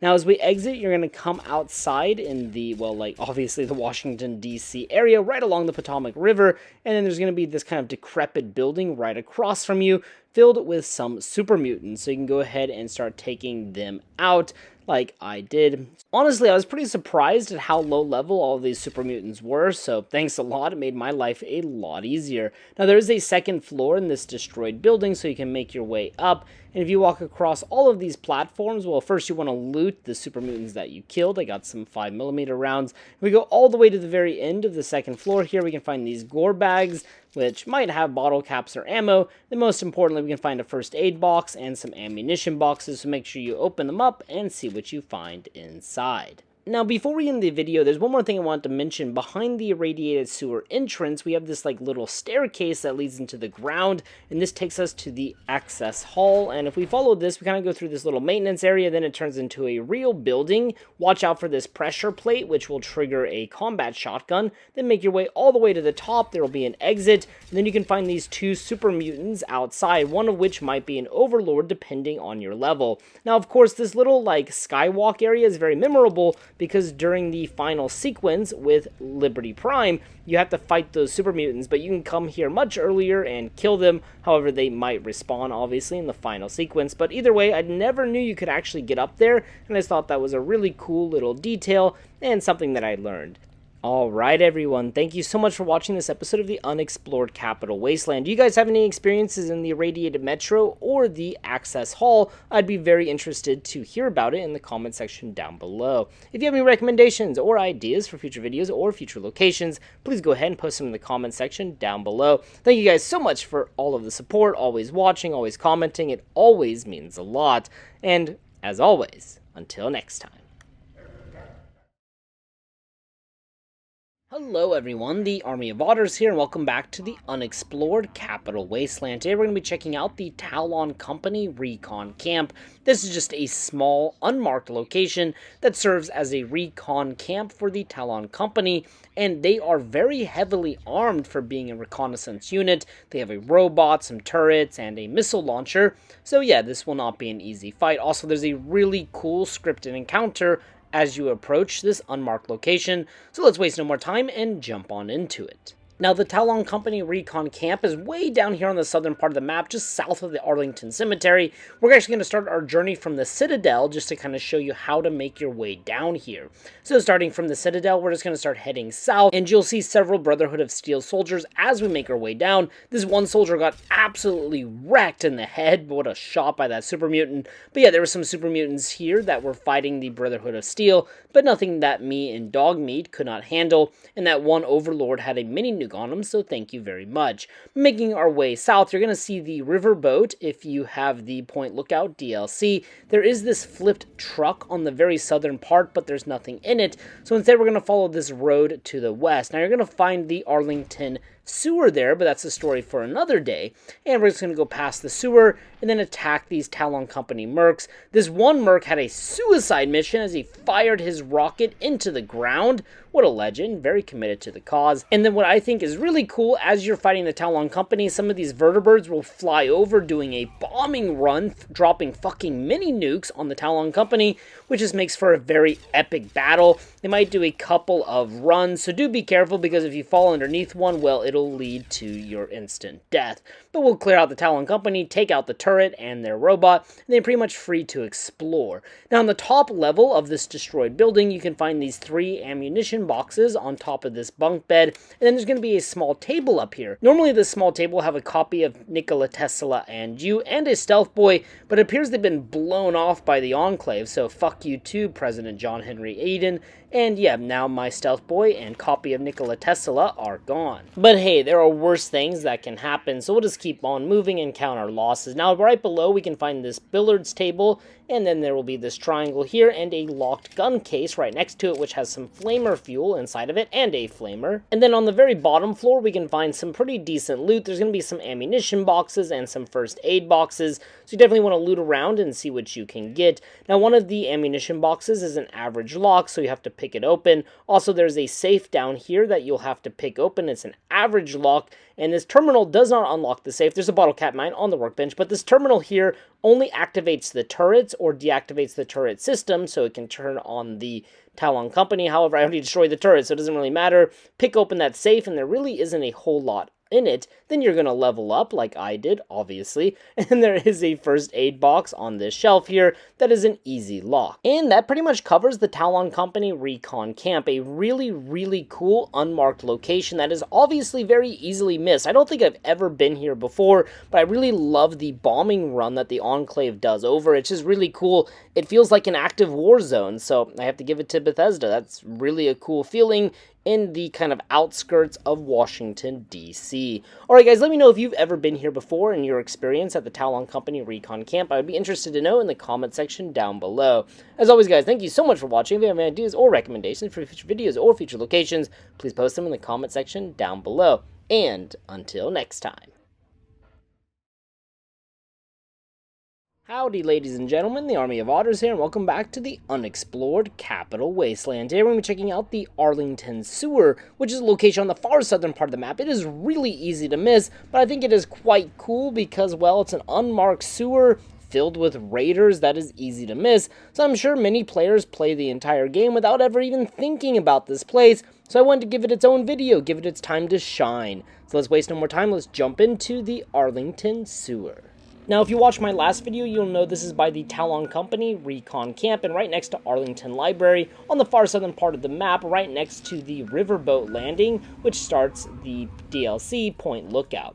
Now, the sewer is just this little staircase here as you approach the Talon company camp, and right as you enter, you're going to find this raider patrolling the entrance. Now, this sewer is made up of 3 main levels. On the top, you're just going to find that lone raider, and then 2 staircases. It doesn't matter which staircase you use. You can use this one on the north or this one on the west. They both lead to the exact same room, so it doesn't really matter. So we're going to just go down this staircase, and this will take us to the mid-level. Here you can find a staircase that'll take us to the bottom, or you can go in this door here, which will take you to the other staircase. But in this kind of middle room here, you're going to find a lot of good loot, so you definitely want to come in here, kill all of the raiders. All of the raiders in this area chose to fight me in this room. As I was looting, they just watched me loot their dead friends' bodies as Dog Meat kind of wreaked havoc on them. And then, yeah, my plasma rifle was also wreaking havoc. So we killed all the raiders, looted their bodies, got their fingers, and this will let you loot this table over here in peace. You can find some ammunition, some grenades, a stim pack,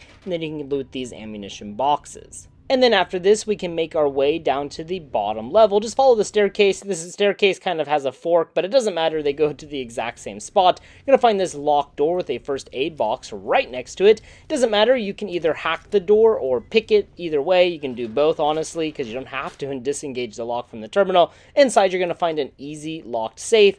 Go ahead and pop it open, get the loot you want. And then you're going to find all of these ammunition boxes, so go ahead and loot all of them and see what you find inside. I got a pretty decent amount of ammo. There's also a silenced 10mm and an armor case with some metal armor inside of it. There's also a metal helmet inside. Also, Dog Meat got in my way, and there's a television right in the corner there. Don't know why, but just thought I'd mention it, and Dog Meat was being really annoying. And that pretty much covers the Arlington Sewer, a really cool unmarked location that is super easy to miss. This place is in pretty pristine, good condition, considering that it's inhabited by raiders and it went through the nuclear apocalypse, but a really cool place that is easy to miss. Alright guys, let me know if you have any experiences here. I'd be interested to know. Thank you guys so much for watching, and as always, until next time.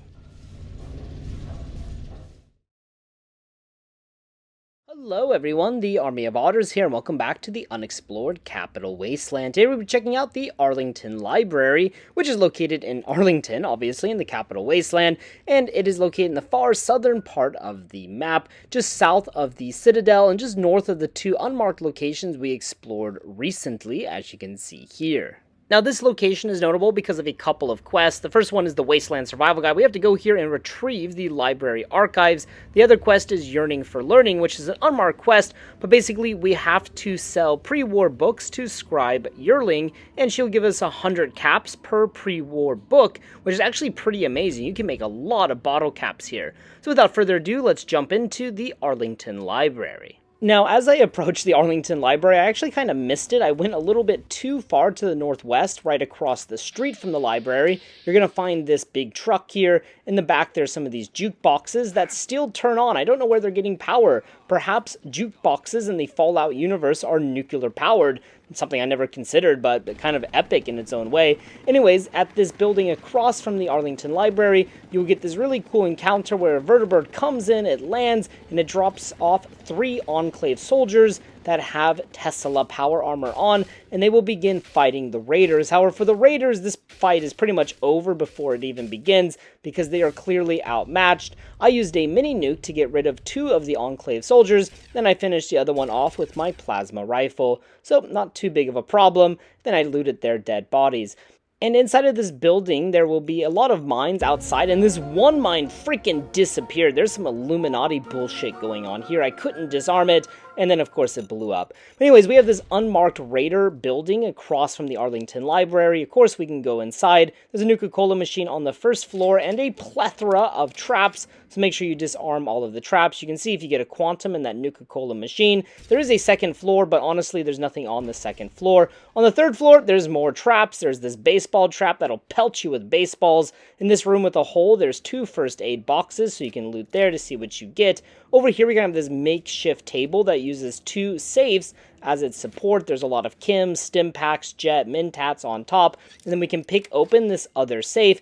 And actually, there's a lot of decent loot in this safe, lots of chems, caps, and a scoped 44. But that is pretty much everything in that building, so for now we want to go over to our right, and this is not what I meant to find. This is the Alexandria Arms building. I was like, oh shit, that's a building for the next episode. So here is the Arlington Library, the building for today's episode. So as we enter through these beautiful double doors, we will be immediately greeted by Scribe Yearling. And my advice to you is don't piss her off, because if you piss her off, you will not be able to collect your bottle caps for giving her pre-war books. It is in your best interest to be an absolute kiss-ass to her, so she remains happy. So there's my 2 bits of information or advice. But besides that, if you come here during the quest Wasteland Survival Guide, you will be giving a unique option where we can ask about the library's archives. If you do this, she'll actually give you the password to the terminal in the front lobby. However, she tells you that it does not have access to all of the archives, and that if we want the full access, we'll have to delve further into the archives. But for now, it's good enough. We cannot generate a new membership because the card printer is, well, probably fucking broken after 200 years, but we can get some of that sweet archival information. But besides that, there's really nothing else in this front lobby, at least on the first floor. If we go up to the second floor, there is a stealth boy by this blown out terminal, so make sure you pick up that. If we continue to our right, we can find some coffee makers. In this first office on the right in this hallway, we can find 2 sofas and a big book of science. Also in this room is a plaque from the Germantown Police Department for some kind of award. Don't know why they got an award, but hey, it's there. And then as we continue along the hallway here, there's going to be some rad roaches. On the room on our left, we can find a bunch of desks and just like office space. Quite honestly, there isn't a whole lot in here, and the door on the other side just leads you back to the front lobby. However, there are 2 gun cabinets in here, and one of the gun cabinets had some ammunition in it, so I figured it was worth mentioning, which is this one here. Anyhow, going back to that hallway, we will find another like little archival room, some computers, but nothing of interest in here. As we come out the other side of the hallway, we can find a pre-war book on the table there. Definitely want to pick that up to get our 100 caps. Then we're going to find a firefight in here between some Brotherhood of Steel soldiers and these raiders, and yeah, obviously the Brotherhood of Steel is probably going to win. I wanted to make sure I got my XP and my fingers before the Brotherhood could kill them, so me and Dogmeat charged in and did what we could. Now to the right of the door to the children's wing, we can find these pre-war books, 2 of them on the bookshelf. Also, there's some ammunition boxes in this corner, one of which is locked, so you have to pick it open. Now, going on to the first floor, back here, you're going to see some red dots on the map. They're actually just rad roaches. We can find like a torture room back here, but in terms of loot, there really isn't a whole lot. If we continue going back, we'll find a refrigerator, another door, and then we can find a door to the library media archive. Now, following the first floor back to the lobby, in this little room here with the knocked over Nuka-Cola machine, there is a unique chessboard. This chessboard is 1.4 times bigger than a normal chessboard, so you might want to pick it up because it's unique. Now from here, we're going to go back to the second floor and go to the children's wing, where I'm going to blow off that raider's head. Man, that was magnificent. Anyways, we will fight the raiders here along with the Brotherhood of Steel. Now there's a small classroom off to the side here, but besides some darts and a Vault-Tec lunchbox,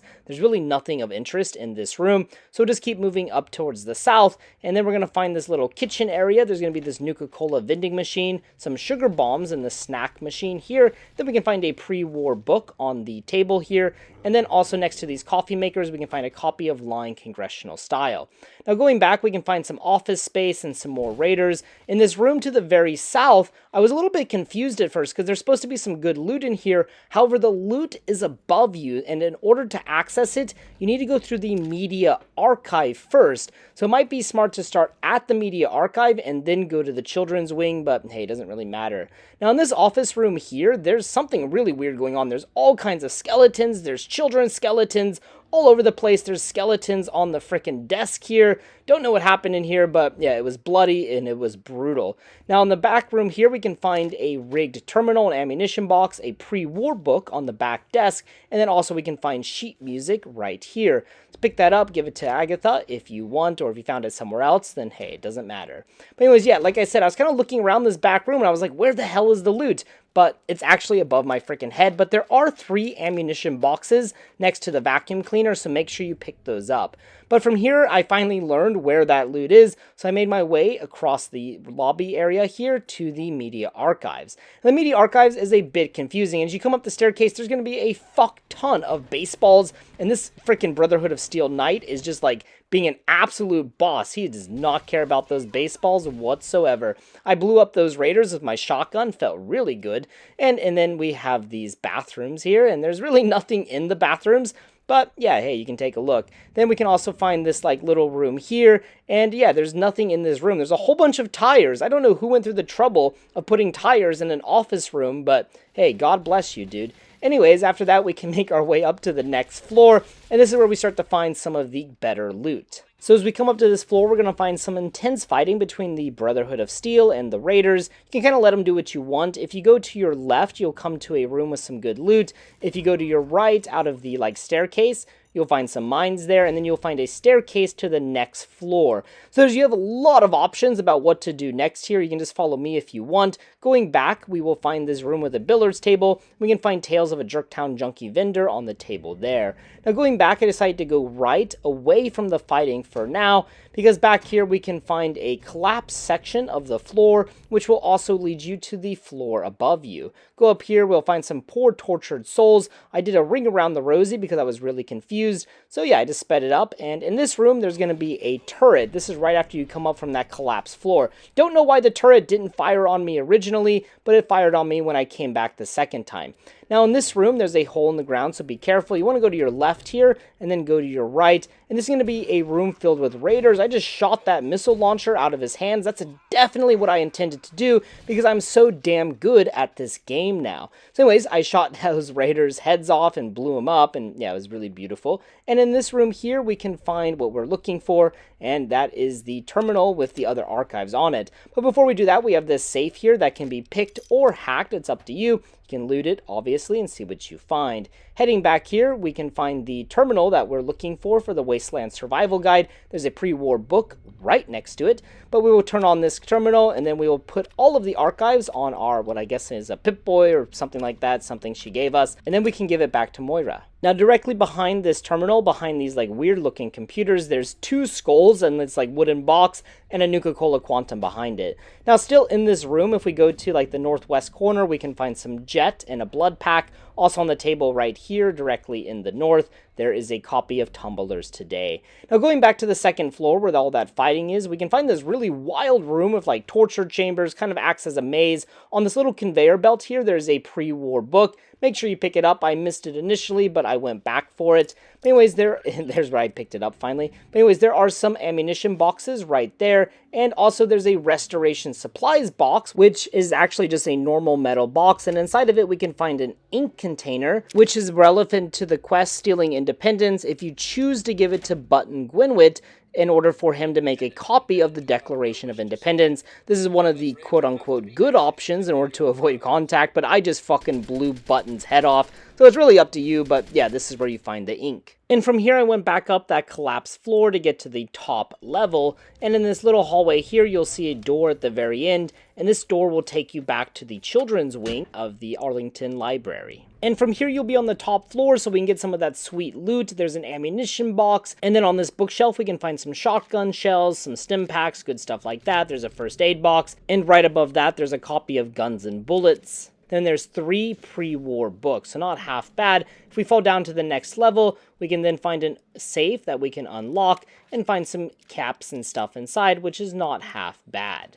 And from here, we pretty much cleared out the entire library, so we'll go back to Scribe Yearling, and we will give her the 10 pre-war books that we found inside. There are 10 pre-war books inside, which means she will give us 1,000 bottle caps, which is pretty damn good. Now, outside, we can find this large water fountain. There's really nothing of interest in it. I just thought I'd point it out. However, right next to this water fountain, there will be this preservation shelter, and inside of this, we can find yet another copy of Guns and Bullets, and also some 10mm rounds. Make sure you take that off that poor skeleton. And then just showing the best way to complete the Wasteland Survival Guide, we went back to Moira, and then we gave her the archives that we recovered, and she is very thankful to us. And then if you have a high enough intelligence or endurance, you can get this unique dialogue, and as a reward for your hard work, she'll give you 450 bottle caps alongside a copy of Lying Congressional Style. So pretty darn good, so thanks a lot, Miss Brown. And then we're on to the final part of the Wasteland Survival Guide. But I just wanted to show, if you take any pre-war books to scribe Yearling that you pick up, she'll give you 100 caps. So I had 36 books. That means I get 3,600 caps. That's a pretty damn great trade, if you ask me. So definitely make sure you save those pre-war books as you come across them throughout the Capital Wasteland. Now, also upstairs, inside of this, scribe Yearling's room, there is a gun cabinet with some ammo in it. Also, I really wanted to mention this, in the ladies' room behind the garbage can, there is a fresh apple for some odd reason. I have no idea why somebody would throw away something this precious in the post-apocalypse, but hey, I think it's pretty freaking funny. Now also, there is a first aid box inside of the woman's room. If we go over to the men's room, there's, well, no fresh apples, but there's also a first aid box. And in the trash can, I found some pre-war money, so thank you to whoever threw away money during the pre-war era. You're the real MVP. And before we finish this video, there's one more thing I wanted to mention, and that is that Scribe Jameson at the Citadel says that Scribe Yearling is stationed at the Library of Congress. However, she's clearly stationed at the Arlington Library, and it appears that there's no connection between the Arlington Library and the Library of Congress, not in the real world and not in Fallout 3. Nobody else refers to the Arlington Library by this name, so it just seems like a mistake made by somebody at Bethesda. So just kind of a little interesting mistake that was made, but obviously not a big deal. And that concludes the Arlington Library, a pretty cool location where you can make a lot of caps. So that's why I love this place. Also, there's a lot of skill books here. I mean, it makes sense, it's a library, but yeah, it's a good place to level up some of your skills. Let me know what you guys think of Arlington Library. Do you have any cool memories here? Do you use it for money? I'd be interested to know in the comment section down below. As always, guys, if you have any recommendations or ideas for future videos, future locations, please post them in the comment section down below. Thank you so much for watching this episode of the Unexplored Capital Wasteland. Your support means so much, so please like, please comment, please subscribe. It means a lot to me, and we'll keep this series rolling. And as always, until next time.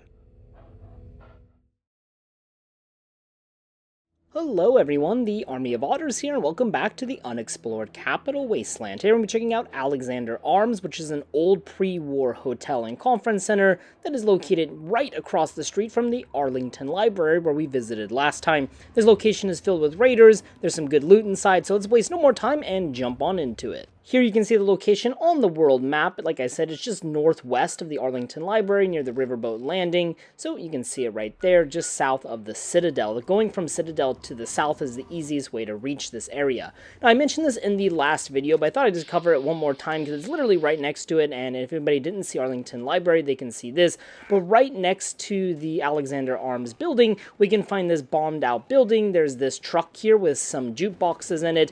And this bombed out building has a really cool interaction as 3 Enclave soldiers will get off of this vertibird and then they will kill all of the raiders in this decrepit bombed out building. It's a pretty interesting little fight. The Enclave soldiers will pretty much just kill all of the raiders pretty fast. Then I just used a mini nuke to get rid of them rather quickly. There was still one left. I just used the plasma rifle in order to get rid of them. Then I looted their corpses, of course, collected some decent loot. They all have Tesla power armor. This one frag mine is working for the Illuminati. I stepped over it and it just disappeared into, well, into nothingness. And then it blew up and, well, poor dog meat there just took the brunt of the explosion. Now, in this bombed out building, there are a mega fuck ton of traps, so do be careful as you make your way up. On the first floor, there is a Nuka-Cola vending machine. You can see if you get a quantum inside. It says second floor has nothing on it. It's just a bunch of traps. On the top floor is just more traps. There's a grenade bouquet, and then we have this baseball trap. Baseball traps are kind of funny because, well, they don't really do much. Now, there's 2 first aid boxes in that room there, so you can loot those. This little makeshift table here with Kim's on it is supported by 2 safes. One of the safes is locked, so you can pick it open and find some really decent loot inside, surprisingly. Anyways, after that, though, there isn't a whole lot up here. There's a workbench and stuff, but no bottle cap mine. So then we'll make our way over right next door to Alexandria Arms. And like I said, this was an old pre-war hotel, but the raiders inside have definitely given this place a makeover. You're going to find mangled bodies all over the place, cages with skeletons in it. yeah, it looks like a pack of raiders lives in here, that is for sure. Now in the lobby, there really isn't anything in the way of loot, and this raider came out and I blew his head clean off, so yeah, poor dude, but yeah, he's a raider, so that's what he gets. Now I'm going to start on the first floor, just going to the north. You're going to find this little corridor. There's like an employee room or something here. Perhaps this is where room service or supplies were stored. There's a ton of coffee mugs in here, but this won't help us much because this is not Fallout New Vegas. Anyways, we'll make our way around and we can find these hallways. Eventually you're going to find a staircase upstairs. Found this one raider and I just thought it was really funny. I shot her in the head, and then she said it was going to tear you apart. Like, you have bullets in your head, or how are you even talking? Anyhow, on this floor, you're going to find a lot of hotel rooms, and there's really not much loot in here, but we can find some interesting things, like this first room here on the left. There's a skeleton on the bed protecting a suitcase. In the bathroom, we can find a skeleton with some whiskey bottles. Maybe he drowned himself as the world ended. Who knows? In the room across, there's nothing, but there is a safe, so definitely take a look and see what you get. There was almost 100 bottle caps in there, for me at least, so not half bad. Continue our way down. We can find this room here with some skeleton parts on the bed. Don't know what's going on there. There is a raider here, so I blew his head off. Then in this room, we can find, well, some torture areas, like these cages with skeletons inside, some bricks and other stuff. We can find some skeletons back here. I'm pretty sure this is because of the raiders. I hope there was nothing like that going on in the pre-war era, but hey, who knows. Now, I blew up that raider. The bloody mess perk is really fun. I forgot how awesome it is, and the shotgun just went flying into the corner there, which I thought was funny. Now, there's 2 more rooms, and these beds are a lot nicer. Now, I don't know how to tell, but some of these beds will give you the well-rested perk. However, that bed there did not. We can also find some more cages and stuff and blood splatters in that room. And then in this room, there is a skeleton laying on the bed. There's also a ton of tin cans in here. There's an ammunition box. And that bathtub had a ton of tin cans and milk for some reason. Anyways, when I slept in this room, I did get the well-rested perk. So yeah, this is kind of interesting. Some of the beds will give it to you. Some of them will not. There's really no rhyme or reason to it. Now after that, as we make our way down the hallway, you're going to find a door that is barricaded by a desk. If you look through the door, you can see a Nuka-Cola Quantum in a box. So we definitely want to get in that room. Here we'll find what appears to be like the old cafe or just like restaurant for the hotel. There will be some raiders in here. I just walked on over, and yeah, the bloody mess perk, as I was saying, is really fun. I just used the perk now at like a high level. Wish I would have taken it earlier. Now on this L-shaped counter, we can find a copy of Guns and Bullets, some Kims, and some ammunition boxes, and then next to those ammunition boxes is a pre-war book. Of course, you can sell those at the Arlington Library across the street for 100 caps each. Also, this locked ammunition box had a stealth boy in it, for me at least, so pretty good find. Then I used the terminal to open this door. You can hack the terminal or pick the lock, it's up to you. And then there is that Nuka-Cola Quantum. And also in this room, we can find some ammunition boxes, so make sure you loot through those and grab all of the ammunition. You can never not have enough bullets. Also in the back here, this desk had some 308 ammunition in it, which, yeah, always helpful. And you can always loot the vending machines to see if you get a quantum. But these double doors on the second floor just take you straight back to the lobby. And like I said, there's really not a whole lot of loot in the lobby. So we want to go back and go down to this first floor to go past this pool table inside of this room here. It appears to be some office space or something. Over here on the bookshelf, we can find a copy of Duck and Cover. So make sure you pick that up. Now this door here just leads you all the way down this long hallway back to like that employee closet that we found earlier with the coffee mugs, and then back out to the lobby.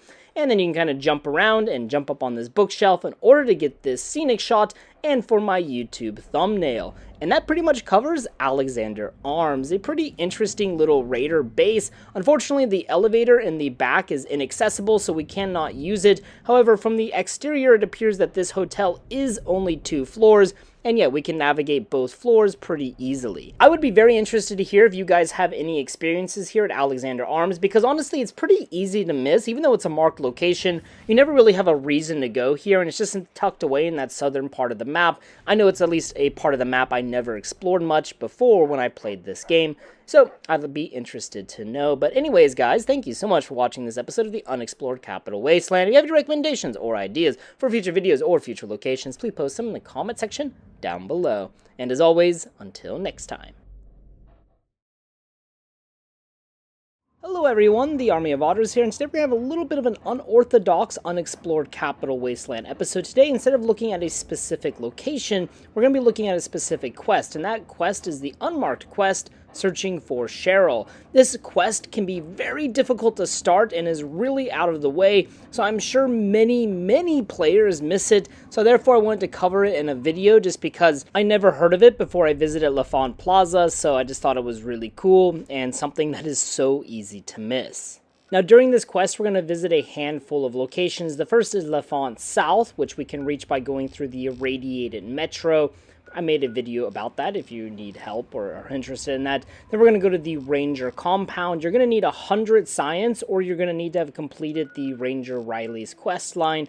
Then we're going to go over to the Francis Scott Key Bridge, which is right here by the Citadel, and there's a little raider camp just north of the bridge, just south of Dukov's place, so you don't need to go into the DC ruins, just in the overworld. Then we're going to make our way to the Sewer Wasystation, which is just north of Grey Ditch. Pretty easy to reach if you have Grey Ditch discovered. And then we're going to go way up here near Evergreen Mills, and this is where the quest will conclude, in this little rail yard where you find a very inconspicuous teddy bear. Also, you need to visit all of these locations in order. You cannot go out of order because then the grave sites will not spawn, so you have to start at L'Enfant South. Anyways, for now we want to take a look at L'Enfant South.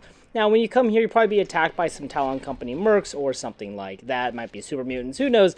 But as you come out of the exit of the train station in L'Enfant South, you can obviously go to the Capitol Post, but we don't want to go there. You want to go down this little street to the east. It is a bit easy to miss, and I'm sure many players would never venture down here because it's blocked off.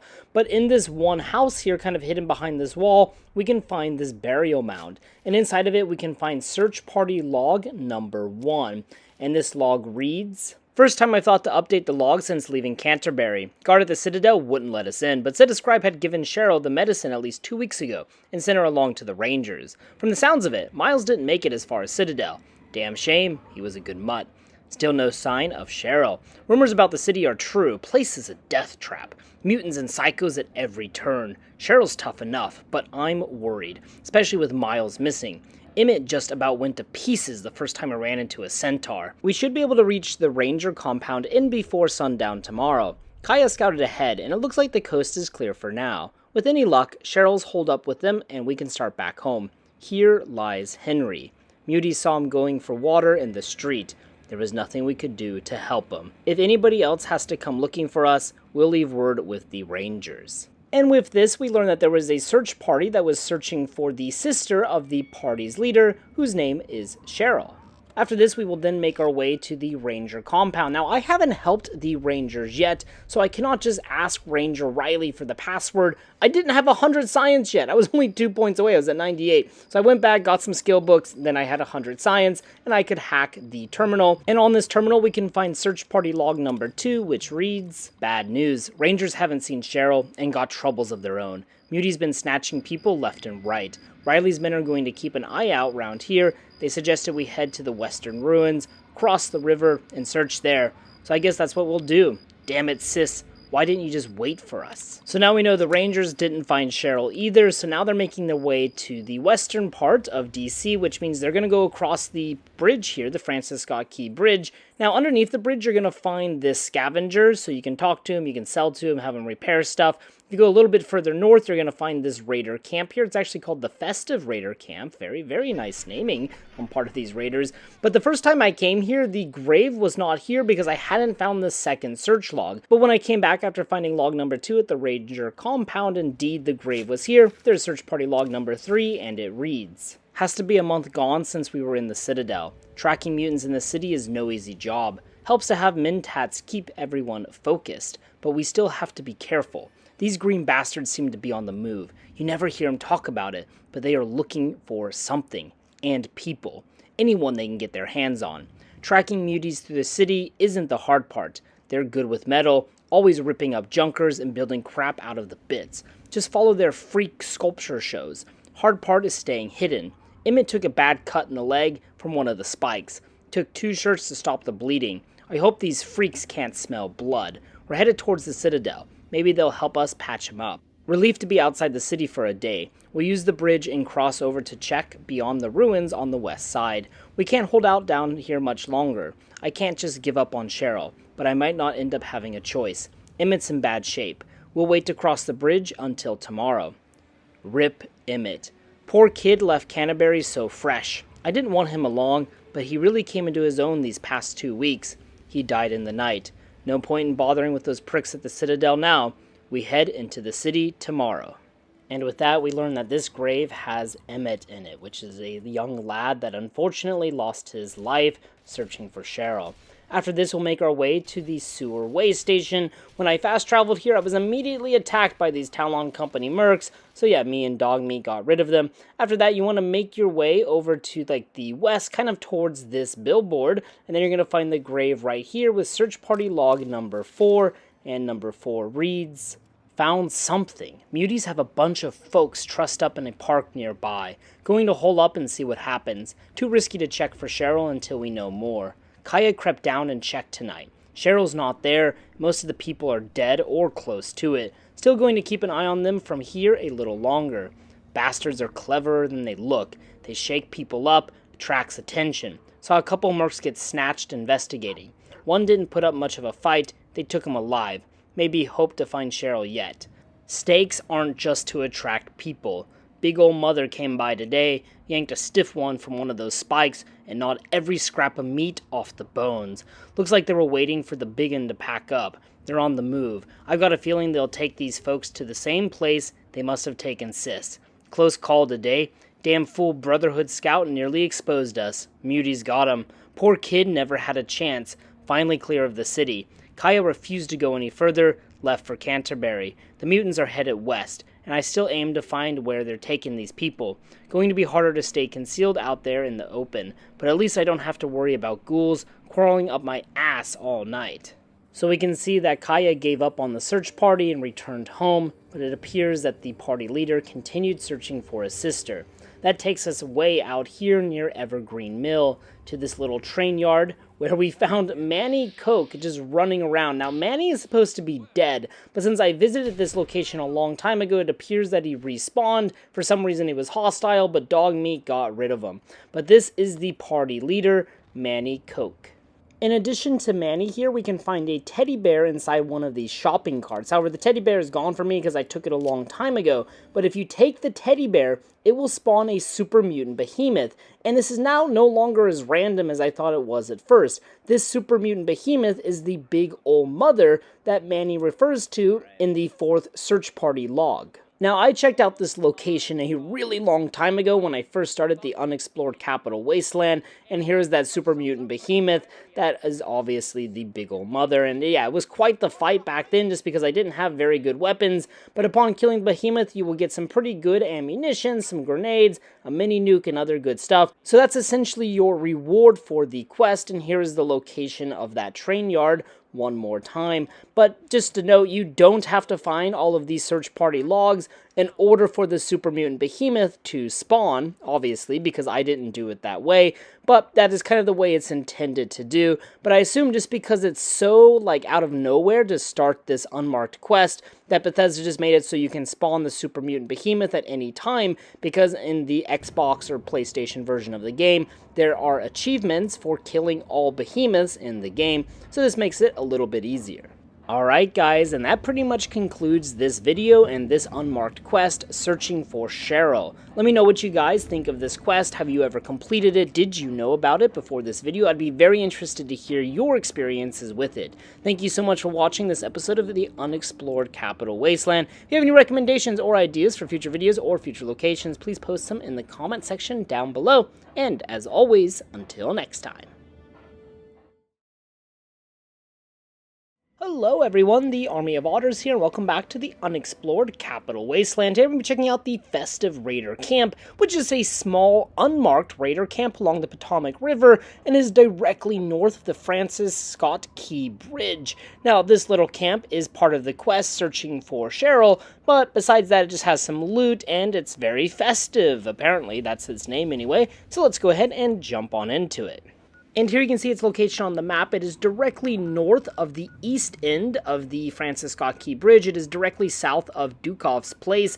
It is near the Lincoln Memorial on the world map, but there's no way to access it easily from the Lincoln Memorial. Now here we are approaching it just north of the bridge, and as we approach, well, there's going to be raiders here. Obviously, it's a raider camp, and apparently it's very festive. They have some lights and stuff like that, but yeah, I don't really know why it's called festive. But anyways, the raiders are pretty easy to kill. Just take them out, and then inside we can find some loot. I guess it's because of that tree there. That tree's all lit up like a Christmas tree. Now over here on this little corner, we can find an ammunition box, some chems, and then as we come around, we can find a first aid box, which has some obviously more chems in it, and then we can find some Med-X and stuff on the shelf. There's also some Rad-X and some vodka. Then there's some bunk beds. Over here on this table, we can find a copy of Duck and Cover. Definitely make sure to pick up that. And then besides that, we can obviously rest and stuff, and then there's more ammunition boxes. Pretty standard loot besides that Duck and Cover. They're also apparently barbecuing rad roach meat right there. Sounds delicious. And they have a lot of alcohol and food. So I have to say, these raiders are doing pretty well for themselves. They have a lot of drink, they have a lot of food, so they're probably living a good old life before I came along and blasted their heads off. Now, as I mentioned earlier, this location is a part of the quest, unmarked quest, searching for Cheryl, and there will be a grave that is just south of the camp. However, if you have not found the second audio log, then this grave site will not appear until you find audio log number 2. Audio log number 2 is located at the Ranger compound. You actually need to access this terminal outside. If you're not friendly with the Rangers or haven't completed their quest yet, you'll have to hack it with 100 science, and then you will find search log number 2. And then if we return to the Festive Raider camp, here is that grave site now spawned, and inside it we can find search party log number 3. I already made a video about that quest, so if you're interested in learning about it or just, yeah, kind of watching how it goes, you can check out that video. But that pretty much sums up the Festive Raider camp. This is a pretty short video. It's an unmarked raider camp, not much more to it, but yeah, it's pretty cool, and I kind of remember this as a kid. Don't know why, but I have very good memories of this bridge here, the Francis Scott Key Bridge. It's just very memorable, especially with the Liberty Prime event, and we will be checking out the bridge in the next episode. So for now, guys, thank you so much for watching this episode of the Unexplored Capital Wasteland, and as always, until next time.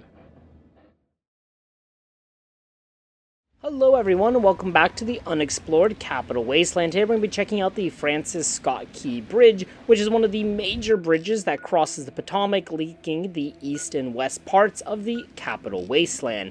Now this bridge is directly next to the Citadel, and this bridge is based on the real-world bridge of the same name, the Francis Scott Key Memorial Bridge, and both bridges actually look quite similar to one another, so obviously Bethesda just kind of copied it and put it in the game, so hey, credit where credit is due. Also, in the Fallout universe, apparently the Enclave started putting propaganda on the side of the bridge here. Not quite sure why they would do that. It seems like a big waste of resources. Don't know who's going to see this sign, besides the Brotherhood of Steel, and some super mutants, and maybe some raiders. Not exactly their target demographic. Anyways, on the east end of the bridge, we can find this lone scavenger here who we can trade with. However, don't you dare mess with his radio. Even though I have the radio audio off, for some reason some radios still play the audio, and I'm really afraid they're going to play some kind of song and get me demonetized. So yeah, I always turn them off. However, this scavenger will get pissed off if you mess with his radio, so if you are going to turn it off, make sure you are hidden so he doesn't see you. And then you can talk with him, have him repair your equipment. His repair skill is not so high though. However, reaching the top of the bridge from this area is actually quite difficult. There is a little area right there, however I couldn't reach it. But if we go all the way in the back here, there's this pile of rubble that makes it look like you might be able to climb up and get on top of the bridge. However, there is an invisible wall here, so I had to go all the way around in order to get up on the top part of the bridge. There's this little ramp here. You might be familiar with this location because of the final part of Fallout 3, where you follow Liberty Prime across this bridge. That's right, this is the bridge where you follow Liberty Prime and just watch him absolutely destroy the Enclave. Now, we do have this Nuka-Cola poster over here with this girl sitting in front of an atomic bomb that says Nuka Break. Anyways, we can keep going, not so important. If we look off, we can see the location we visited last time, which is the Festive Raider camp. That at the middle of the bridge, there's really nothing on it, just during normal gameplay. Of course, later in the game, during the main quest, it'll be a lot more active. It's literally a war zone. However, we can see that part of the bridge has since collapsed, and it kind of leads us down. Now, down on the other end, it is now a raider camp, and yeah, there's going to be a lot of raiders here. However, they're quite easy to kill, at least for me they were, since I was a higher level, I guess. So it just ran in there and, yeah, got rid of all of them pretty easily. Now, they do have a locked safe. It is an average lock, so you can pick it open and, yeah, see what goodies you have inside. However, there is no special loot at this location, which is a bit unfortunate. However, there's a garden gnome, which is pretty cool. We do have a trunk here that is empty for me, at least, so, yeah, nothing in there. And then there is that garden gnome once again. Now, on the north end of the western part of the bridge, we can find this sewer grate to the sewer main line. However, that will be a video for, well, the next episode. And then I decided to make my way to the top of the bridge here. However, there is really nothing up here. There's, like, literally nothing, actually. Just some actually very beautiful views of the DC area. So if you're looking for some scenic shots or an area to reflect on all of your Fallout 3 experiences, well, this is it. And that pretty much covers the entire bridge. Now, I do have to be honest, I actually have a lot of memories of this bridge just because of its proximity to the Citadel. I very clearly remember fighting the raiders here, at least when I was much younger. Don't really know when or what that was, but yeah, I have a memory of it anyways. But yeah, I'd be interested to hear your guys' experiences with this bridge, if any at all. Alright guys, thank you so much for watching this episode of the Unexplored Capital Wasteland. If you have any recommendations or ideas for future videos or future locations, please drop them in the comment section down below. And as always, until next time.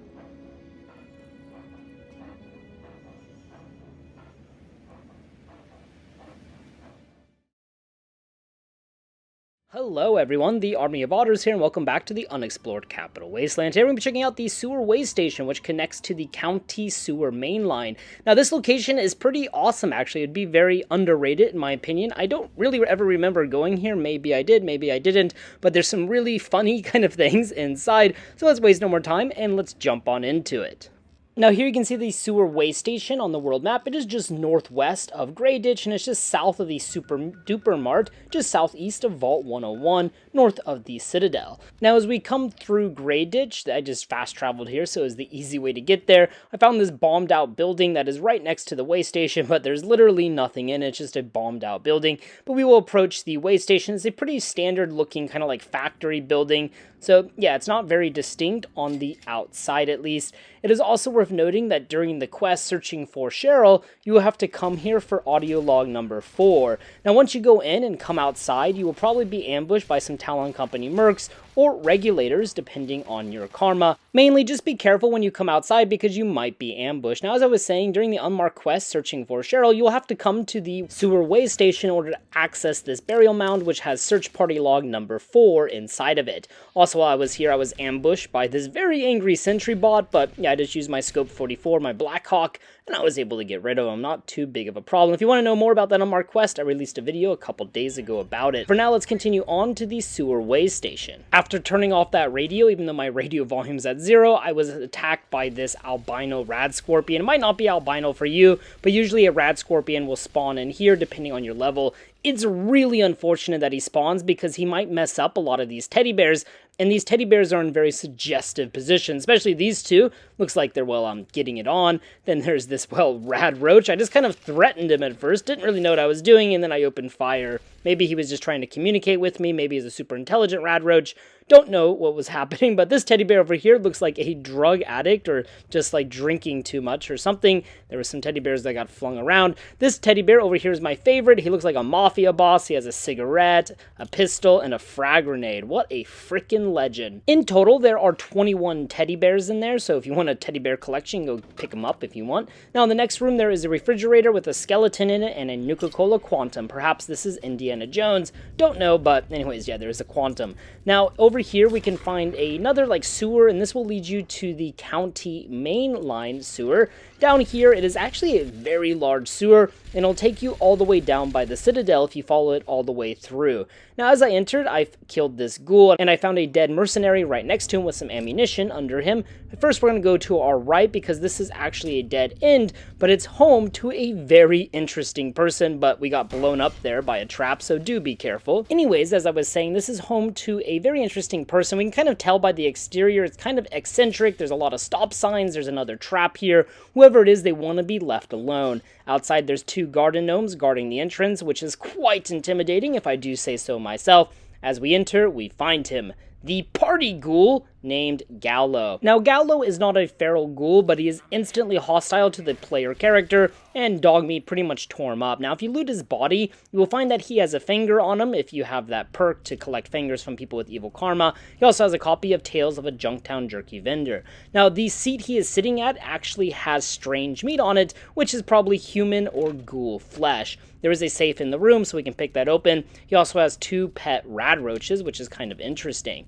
But if we keep examining the room, over here we will find a cooler with a dead feral ghoul in it and some mutilated bodies. So yeah, Gallo is a cannibal. At least he's eating his own kind for some reason, perhaps to stay, like, not feral, who knows. Anyways, over here by the bed, we can find a large Nuka-Cola collection and then some pre-war books. Obviously, our friend Gallo likes the taste of ghoul flesh and Nuka-Cola. Now, over here in this locker by his bed, we can find a key to his storage closet, which we definitely want to take and then use it on his storage closet. And if you like to use workbenches in Fallout 3, then man, this place is a gold mine. There's some ammunition, tons of junk to build stuff with. There's also a first aid box, some shotgun ammo and stuff like that. So yeah, take whatever you want, especially if you like building your own stuff. Now, on the bottom shelf here, there is a flipped over box. If you actually take the box out, Stealth Boy hidden under it, so definitely something worth grabbing. There's also some Kims and stuff, like stim packs, so yeah, just take a look around, see what you can find. There's also a footlocker you can loot, so all kinds of good stuff. Now, earlier I picked the safe open. I wanted to hack this terminal to see if there was any entries on it or anything, but unfortunately there is not. So we're going to go back to that 4-way intersection. Dogmeat was way ahead of me and was already killing these ghouls. He got rid of one of the glowing ones for me, so thanks a lot, Dogmeat. But anyways, just make your way through these tunnels if you want to go all the way to the Citadel. In this next room right here, you just saw, you can find a very interesting skull with glowing eyes. Now, some people think this is an Easter egg or reference to the Cons, which kind of feature the same logo, but it's pretty cool. There's also a similar skull in the Cliffside Cavern near Tenpenny Tower. Now, as we make our way further down the sewer, we're going to find a dead Wastelander that had a lot of bobby pins on him, so I'll happily take that. Bobby pins seem to be a rare commodity in Fallout 3. Anyways, just keep making your way through. There's going to be a lot of feral ghouls. So far, I was pretty happy because I had not encountered a Reaver, and I was just thinking, man, there's no Reavers. And of course, as I was thinking that, I met a, well, Reaver. I opened this door, and there he is. The freaking bastard scared the shit out of me. I counted this in the video editor. It took me 40 seconds to kill him. I hate these things. Also, they leave no loot. A lot of people in the comments complain about Reavers and Overlords and stuff, but I will say this. The good thing about Overlords is they actually drop really good loot. Sometimes they even give you a mini nuke. Meanwhile, Reavers, they give you absolutely fucking nothing. Now, in this main central room, which is obviously designed to control the sewer itself, we can find this locked area with a big book of science on the table, and then this terminal can open that supply closet across from us that we're looking at directly right now, so you can activate the door. However, the other functions don't do anything. It just says like there's a problem with the system. And this room is filled with, well, a rad roach that really didn't want to fight me, and then some other rad roaches that were kind of just in awe of my, well, like, being. Anyways, there is a skeleton in here. Perhaps he locked himself away when the bombs fell and then starved to death in here, who knows. But yeah, there's some ammunition boxes in here, and there's also a first aid kit, 2 first aid kits, so look around and see what you can find. After this, I found the destruction that Dogmeat left behind. He was just making his way down without me. What an absolute legend. But there's 3 floors to this like middle section here, and yeah, there's some ghouls in this like little supply closet here. You can get rid of them, but there really isn't a whole lot of loot in this area. Well, besides for a few ammunition boxes, so yeah, you can see what you get inside. But after that, I made my way down to the bottom floor. Now, about halfway down going to the bottom floor, you can find the door that leads to the rest of the sewer. Again, if you follow this all the way, it'll take you right to the Francis Scott Key Bridge, right next to the Citadel. But yeah, more rad roaches, so just get rid of them. And then there's more feral ghouls down here. There's also a skeleton with some ammo by his, well, skeleton.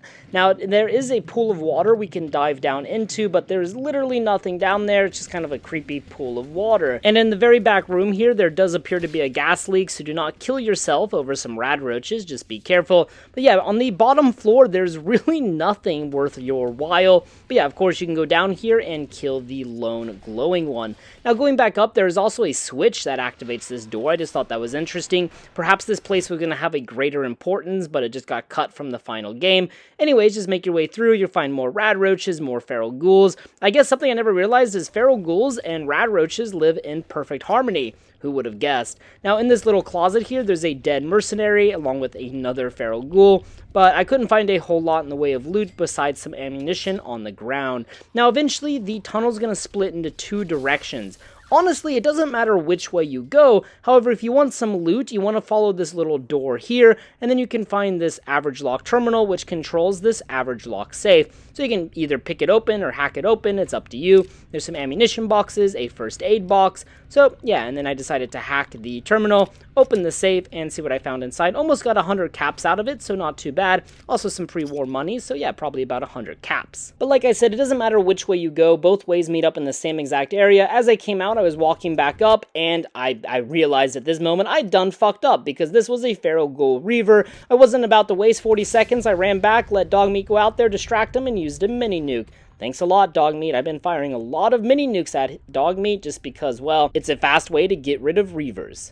And as I came outside right next to the Citadel, I was granted this really beautiful view of downtown DC. I honestly didn't even really realize there's a moon in Fallout 3, but yeah, it's very gorgeous. It's just the same moon you see in New Vegas. You see it a lot more in New Vegas though, just because, well, New Vegas is a desert and it's not nearly as cloudy as Fallout 3. And right here you can kind of see that moon drifting behind the clouds, which is a bit sad. But yeah, really just kind of cool atmosphere and so dark. I just love this like scene right here. It just has that amazing Fallout 3 atmosphere and aesthetic. And that pretty much sums up the sewer Wasystation and the county sewer main line. This is a very interesting location, from the teddy bears to Gallo. There's a lot of really interesting things going on in here. Even if this location was going to have a bigger purpose maybe in the final product that was just cut, it's still a very interesting place and there's all kinds of interesting things happening. Gallo in particular is very interesting to me. Perhaps he's living down here with all of those signs and stuff just so he can feed on those feral ghouls. Kind of fucked up in a way, but also they're feral ghouls, but yeah, I guess he's evil. Anyways, guys, what do you think of this location? Do you have any memories here? I'd be very interested to hear in the comment section down below. Thank you so much for watching this episode of the Unexplored Capital Wasteland, and as always, until next time. Hello everyone, the Army of Otters here, and welcome back to the Unexplored Capital Wasteland. Today we'll be checking out the Museum of History alongside the Underworld, which is the ghoul city in the middle of Washington, D.C. Now there are numerous quests that take place here, such as You Gotta Shoot 'Em in the Head, Riley's Rangers, the Wasteland Survival Guide, If You Destroy Megaton, Hired Help, This Old House, and Head of State. So there are many reasons to visit this location, and I'm sure people are very familiar with it, but we will try and find some secrets, some good loot, and check out all of the characters it has to offer. Now, the Museum of History is based on the real-life Smithsonian History Museum, which is located on the National Mall, just like in the game. It is just east of the Lincoln Memorial, right in the middle of the mall. Now, on the exterior, we will find Willow here, who acts as the sentry for the city. She always calls us a tourist, and she will just tell us a little bit about the Underworld, the ghoul city, and she'll also tell us that super mutants don't attack ghouls for some reason, so they can actually live in relative peace here. Once we finish our conversation with Willow, we will make our way inside. We are immediately greeted with this entry desk where I imagine employees once sat. Inside of the women's bathroom in the southwest corner, we can find a copy of Nikola Tesla and You on the floor. Now, besides that, there really isn't any other notable loot within the lobby area. There's just these dead computers. On the wall, we have some advertisements for the Museum of Science, and the lunar lander in the Fallout universe, America, also landed on the moon. And then we have this large rotunda with a woolly mammoth, and this branches off to the different exhibits at the Museum of History. Now, unfortunately, 3 of those exhibits we cannot enter. One is 2052 to present, which is about the resource wars. The next exhibit is about the liberation of Alaska, 2066 to 2077. That must have been brand new when the bombs fell. Then over here, we have an exhibit about World War II, the might of the American military. Right here we have a temporary exhibit, the Underworld Journey. So we'll talk more about that later because that is obviously the city. We can see some speaker or something here falling off of the wall. Now there's also a T-Rex in here and that woolly mammoth over there. So yeah, kind of interesting, just kind of normal things you would expect to see in a museum. Now, something interesting is on the T-Rex skeleton, the extremities have 3 digits, or like 3 fingers, but the real-world Tyrannosaurus Rex only had 2 digits. So kind of a small mess up on the part of Bethesda, but obviously not a detail most people would notice. And then the next exhibit, the one that we haven't mentioned yet, is for Abraham Lincoln, 1861 to 1865, the American Civil War, and we can actually enter this exhibit. However, most of the exhibits have crumbled or are gone, but there are several artifacts that we can recover, and we can actually give these artifacts to various people, such as Abraham Washington in Rivet City, or if you're going to do the head of state quest, you can give it to the free slaves, because, well, obviously Abraham Lincoln is kind of like their hero. Now, if you're a high level like me, you're going to have to fight these feral ghoul reavers. Thankfully, this reaver was distracted by this turret. There is a turret control system. Not sure why you'd want to disable that turret, though, because it is a great ally against any feral ghouls. Also, Dogmeat is a very good boy as well. But on this second floor here, you're going to find some exhibit halls, but there's really nothing as far as loot in that one. Now, as we come into this one, we can find Lincoln's diary. Those are one of those artifacts that I mentioned that you can sell. But yeah, besides that, there's really not much on the second floor. So just grab Lincoln's diary. That door will take us to the offices. But before we go there, we want to explore the first floor. Immediately on the first floor, we can find this office to the left of the main entrance. And inside there is a locked safe and a first aid box. So yeah, go in there and take what loot you can find. As we continue further down the first floor, we will find what appears to be an old cafeteria for people in the museum. We can go through here and just kind of go to the back rooms of the restaurant or cafe. If we go inside of the kitchen area with this large counter, we can find this refrigerator, a first aid box right next to it, and directly across from the first aid box, there is a copy of the DC Journal of Internal Medicine, which will increase your medicine skill by 1, so pretty damn good. Now we can find various cash registers, so apparently this was more like a food court area, and then we can find some more kitchen space. This place appears to be like for coffee or something. As we go further back, we will find this table with a Nuka-Cola Quantum right underneath it. Also, we can find a bunch of Kims and some sugar bombs on this table, so pick it up. Also, there's 2 Nuka-Cola vending machines, so you can test your luck. There's also 2 restrooms in the kitchen, but there's really nothing of interest in them, just normal, typical restrooms. So from here, we're going to go to the Museum of History offices. This kind of consists of 3 floors. The entrance floor really has nothing on it. There's a small supply closet, so we just want to follow this kind of winding staircase up to the middle floor. Now, I'm going to be honest, there is not a ton of loot on the middle floor, but there are a few of Lincoln's artifacts that we can find, so I will guide you to those. So immediately, as we come to this floor, go to your right, go in the first room on the right, and we can find Lincoln's top hat inside of all of this rubble. As I came out, I was greeted by a very, very, very disgusting face. I hate these reavers so much, and I had to fight a fuck ton of them in here. There's so many fucking reavers, and just so annoying. Anyways, there is a restroom here with a bunch of blood and guts on the floor. There's some skeletons in the back, and yeah, this skeleton looks like he was, yoinking it before he died, so I'm not sure what was happening in there, but in the way of loot, there's nothing in these bathrooms, just some interesting scenes. Now, eventually you're going to find a desk, and next to it is going to be a gate, which will take us to the more valuable loot, but for now, let's keep going on the first floor, not going through the gate yet. You're going to find, like, this area with a bunch of bookshelves. There's no loot in there. We can find a skeleton that has a blood splatter underneath it with a 10mm. Find some 10mm rounds on this desk, and then there is another gate that will take us to the secure area. But first we want to go in this room here, because in here we can find, well, a few things. The most interesting of which is not in these bookshelves. It's right as we enter this room, we can find an Abe action figure. Looks kind of derpy, and I absolutely love this thing. Man, it is incredible. I might not want to sell it. I might want to keep it in my own house.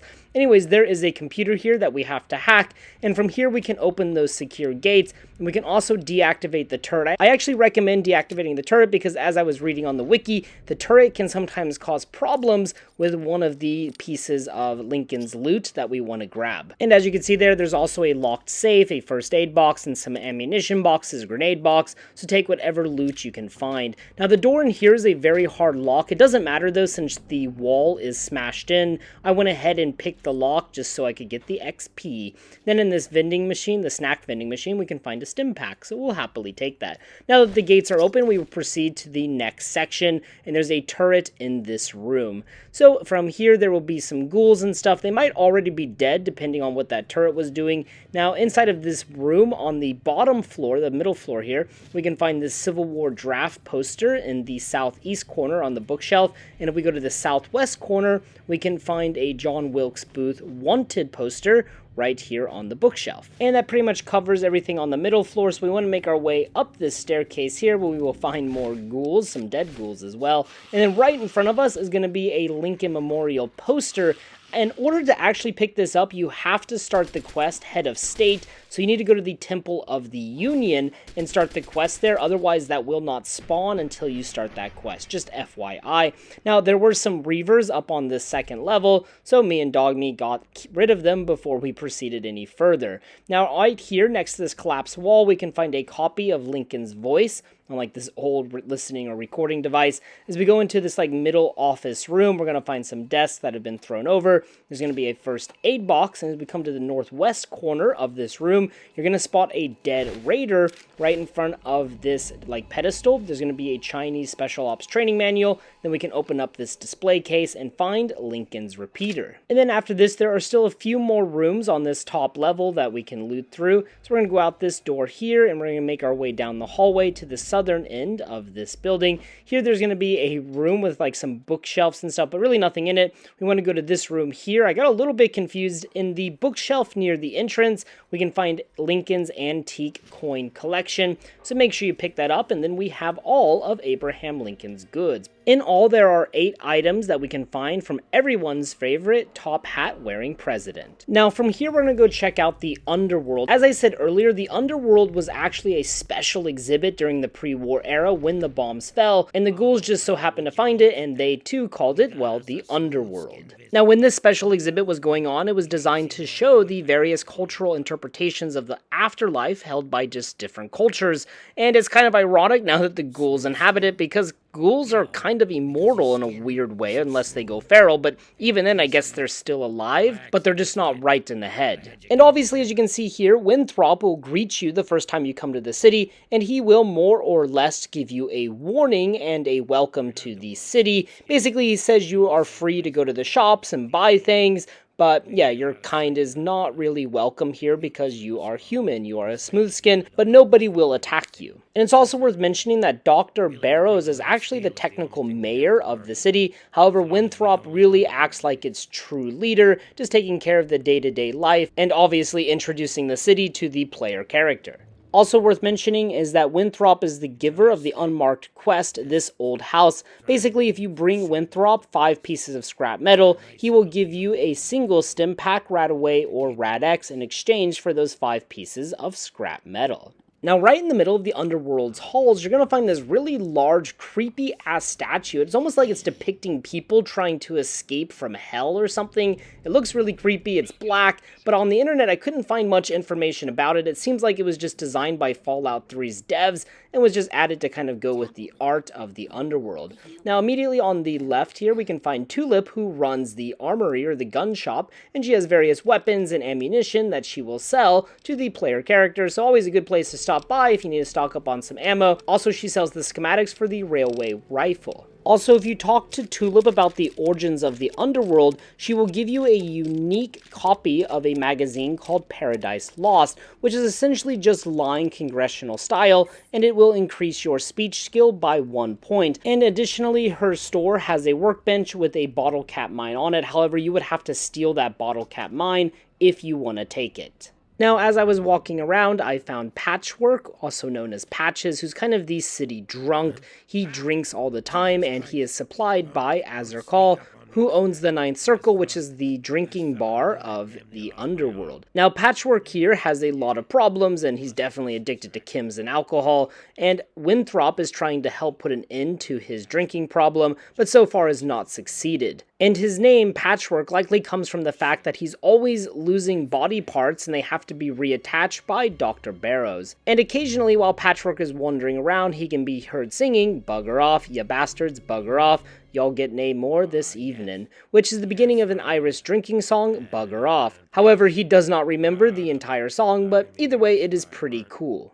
And after this, I made my way to the chop shop, which despite its like weird name, it is not a butcher or something. It is actually the town medic. Inside we can find Nurse Graves and Dr. Barrows, who we mentioned before. Barrows is technically the town mayor, but yeah, he doesn't really have much leadership, or so it would seem, but he's probably pretty darn smart. Now, the first time you talk to him, he's going to ask you if you came here to give him real human samples, because he's trying to find a cure for feral ghouls, or at least find a way to prevent it. Now, if you have not completed the quest, Riley's Rangers, you're going to find Riley in here, who's kind of in a coma, and if you convince Dr. Barrows with speech, he will wake her up. I have no clue what drug he gives her to wake her from that coma, but damn, that seems a bit cruel. Anyhow, once Riley is awake, she will obviously be very confused because she literally just woke up from a coma, but eventually she will come to, and she would tell you about what happened to her and her soldiers. Basically, they were trying to scout out Vernon Square, and while they were doing that, they got ambushed by some super mutants inside of a hospital, and now they somehow got stuck on top of a hotel.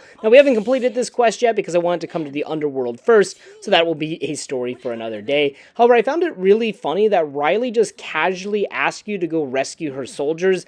I mean, she literally just met you, and she's like confident enough for you to go fight your way through waves and waves of super mutants to rescue her soldiers. It just seems like a really funny, kind of bizarre situation, but hey, you have to love video game logic. Now, after this, right next to the chop shop, you can find Winthrop's room. Obviously, though, you would have to, well, break into his room to get access to his safe or his computer. But inside of here, we can find a replicated man holotape. So yeah, you can pick that up. And there's also another holotape in Tulip's shop if you're interested in those holotapes. Also wandering around the Underworld, you will find Surabis here, who is a Mr. Gutsy who acts as a guardian for the Underworld. There is a parallel here with Greek mythology, because in Greek mythology, the guardian of the Underworld is a three-headed dog, Cerberus, and here, a three-eyed robot is the guardian of this Underworld, so just kind of funny. Now, after this, we're going to make our way up to the second floor, and on the right here, we can find Carol's hotel. Inside, we will find Carol, who obviously she runs the hotel. She also runs the hotel with her wife, with her romantic partner. Not sure if they're married, but she runs the hotel with Greta, and Greta kind of acts as like a bartender, just serving food and drink. Now, Carol here does know Gob. Gob is the bartender in Megaton, who might be the first ghoul you meet in Fallout 3, obviously if you go to Megaton first, and she knows him, and she even considers him like her son, so I just thought that was a really cool kind of connection. But then she tells us, do not tell Gob to come here because it is way too dangerous of a journey. Now also, you will find many residents in here, and over here we can find Greta. Like I said, Greta will just sell you food and drink, so yeah, if you need some alcohol or other healing items or food or something, you can always talk to her. After checking out the hotel, I decided to head on over to the Ninth Circle, which, if you didn't guess already, the Ninth Circle is a reference to Dante's Inferno. Inside, we can find Karen here, who is also a recruitable character, but at first he will not talk to us at all, and he just tells us to go talk to Azurkal here, who's kind of a, bad person. He encourages chems and tries to get people addicted. That way he can make money. And if you have a high enough speech skill, you can even convince him to allow you to see his secret menu, which is obviously chems and stuff like that. It's also worth mentioning that Karen is another reference to Greek mythology, because he is the person that ferried people to the Underworld, and here Karen is a bouncer at the Ninth Circle, so kind of funny. But if you have an itch or you need a drink, then the Ninth Circle is definitely the place to go.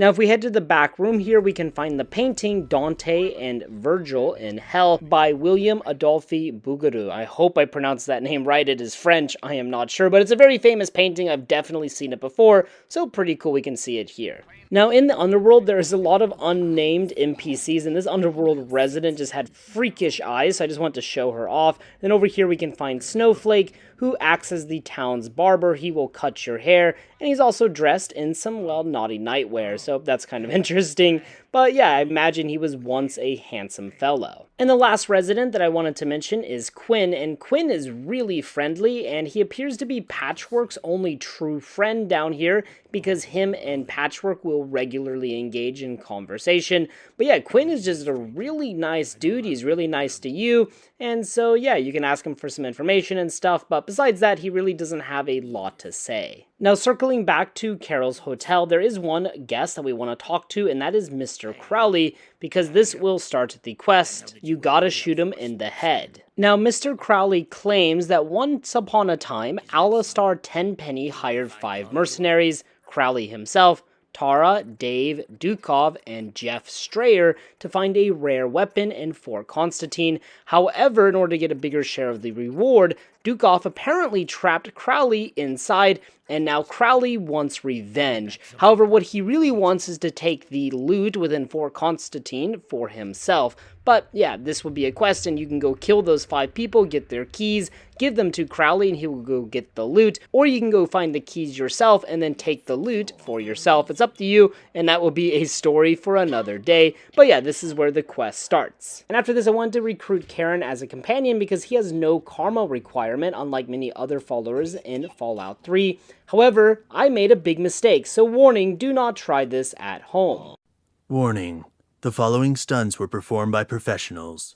Do not try this at home. In order to recruit Karen, you have to complete the unmarked quest, Hired Help. However, do not start this quest when Azarkal is sleeping, because it will glitch out everything. Make sure he is not sleeping, otherwise you're going to mess it all up. Anyways, you want to go to Azarkal and buy the contract from him. You can either buy it or you can kill Greta, and then he'll give you the contract because Greta is competition since she sells alcohol and stuff.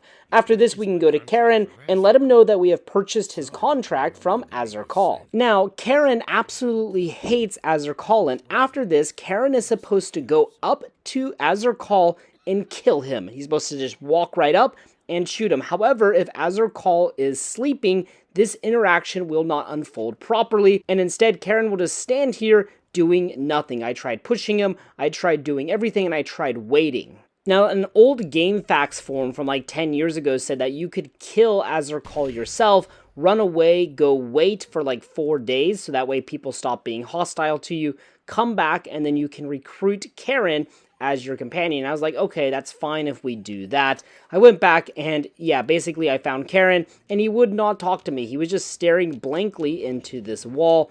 So unfortunately, I had to reload a save right outside the Museum of History, so I had to replay through the entire place one more time, collecting all of that loot and doing all of that stuff in the Underworld. Just a very annoying glitch that cost me about 20 or 30 minutes or so. So yeah, I just flew through it all really quickly in order to get back to this, because I did not want to not have Karen, because like I said, he's one of the few companions that has no karma requirement. I'm not going to get Fox for a long time, just judging by how I make this series. Now, one more useful thing to mention before, well, I kill Azarkal, is that during the quest, you gotta shoot him in the head. If you talk to the residents of the Underworld, they will tell you that Crowley is maybe lying and that some of the people he wants dead do not actually hate ghouls. And that is precisely what Azarkal tells us about Dukov. Now, for now, we go back to Karen. We let him know that we bought his contract for 1,000 caps. It is a little expensive. If you have 50 barter, it's 1,000 caps. If you don't, it is 2,000 caps. Or you can commit murder. So, well, it's up to you. But Karen then will walk up to, after being glitched by Dogmeat, he'll walk up to Azarkal, pull out his shotgun, and just blast him right at point blank. Damn. So pretty freaking dramatic and pretty freaking awesome. After this, you can walk up to Azarkal and talk to him, and he'll say, let's go. And you have 2 choices, what the fuck was that, or sounds good. I like sounds good because, yeah, I understand. I think Azarkal's a bad person and was probably treating poor Karen like a piece of dirt. Now, if we go loot Azarkal's body, we can take the 9th circle supply key, and this key, well, it will not open the very hard lock safe. However, it will open the refrigerator right next to it, which actually has some pretty decent loot inside of it. It's a lot of bottle caps, some stim packs, and stuff like that. And make sure to take all of that loot because there's no penalty for taking it now that Azarkal is dead. And there you guys have it, the Museum of History and the Underworld. The Underworld is a really cool city. I think I love the kind of connections to Greek mythology, and the characters within it are quite lively. Also, Karen is one of my favorite companions in Fallout 3. He's an absolute legend, and I feel a bit bad for him. So let me know what you guys think of the Museum of History, and what do you think of the Underworld? Do you like it as a city, and do you like the vibes it gives? I would be very interested to hear in the comment section down below. Now, if you guys have any recommendations or ideas for future videos or future locations, please post them in the comment section down below. I always try to read your guys' comments and respond to the best of my ability. Thank you guys so much for interacting and leaving comments and stuff. It really means a lot to me. It keeps me motivated, and it's a lot of fun as well. Thank you guys so much for watching, and as always, until next time. Hey, Winthrop, how's it going? Hey, do you know how to reroute a fan belt? You know, never mind, I'll do it myself. I got work to do, so if you need something, spit it out.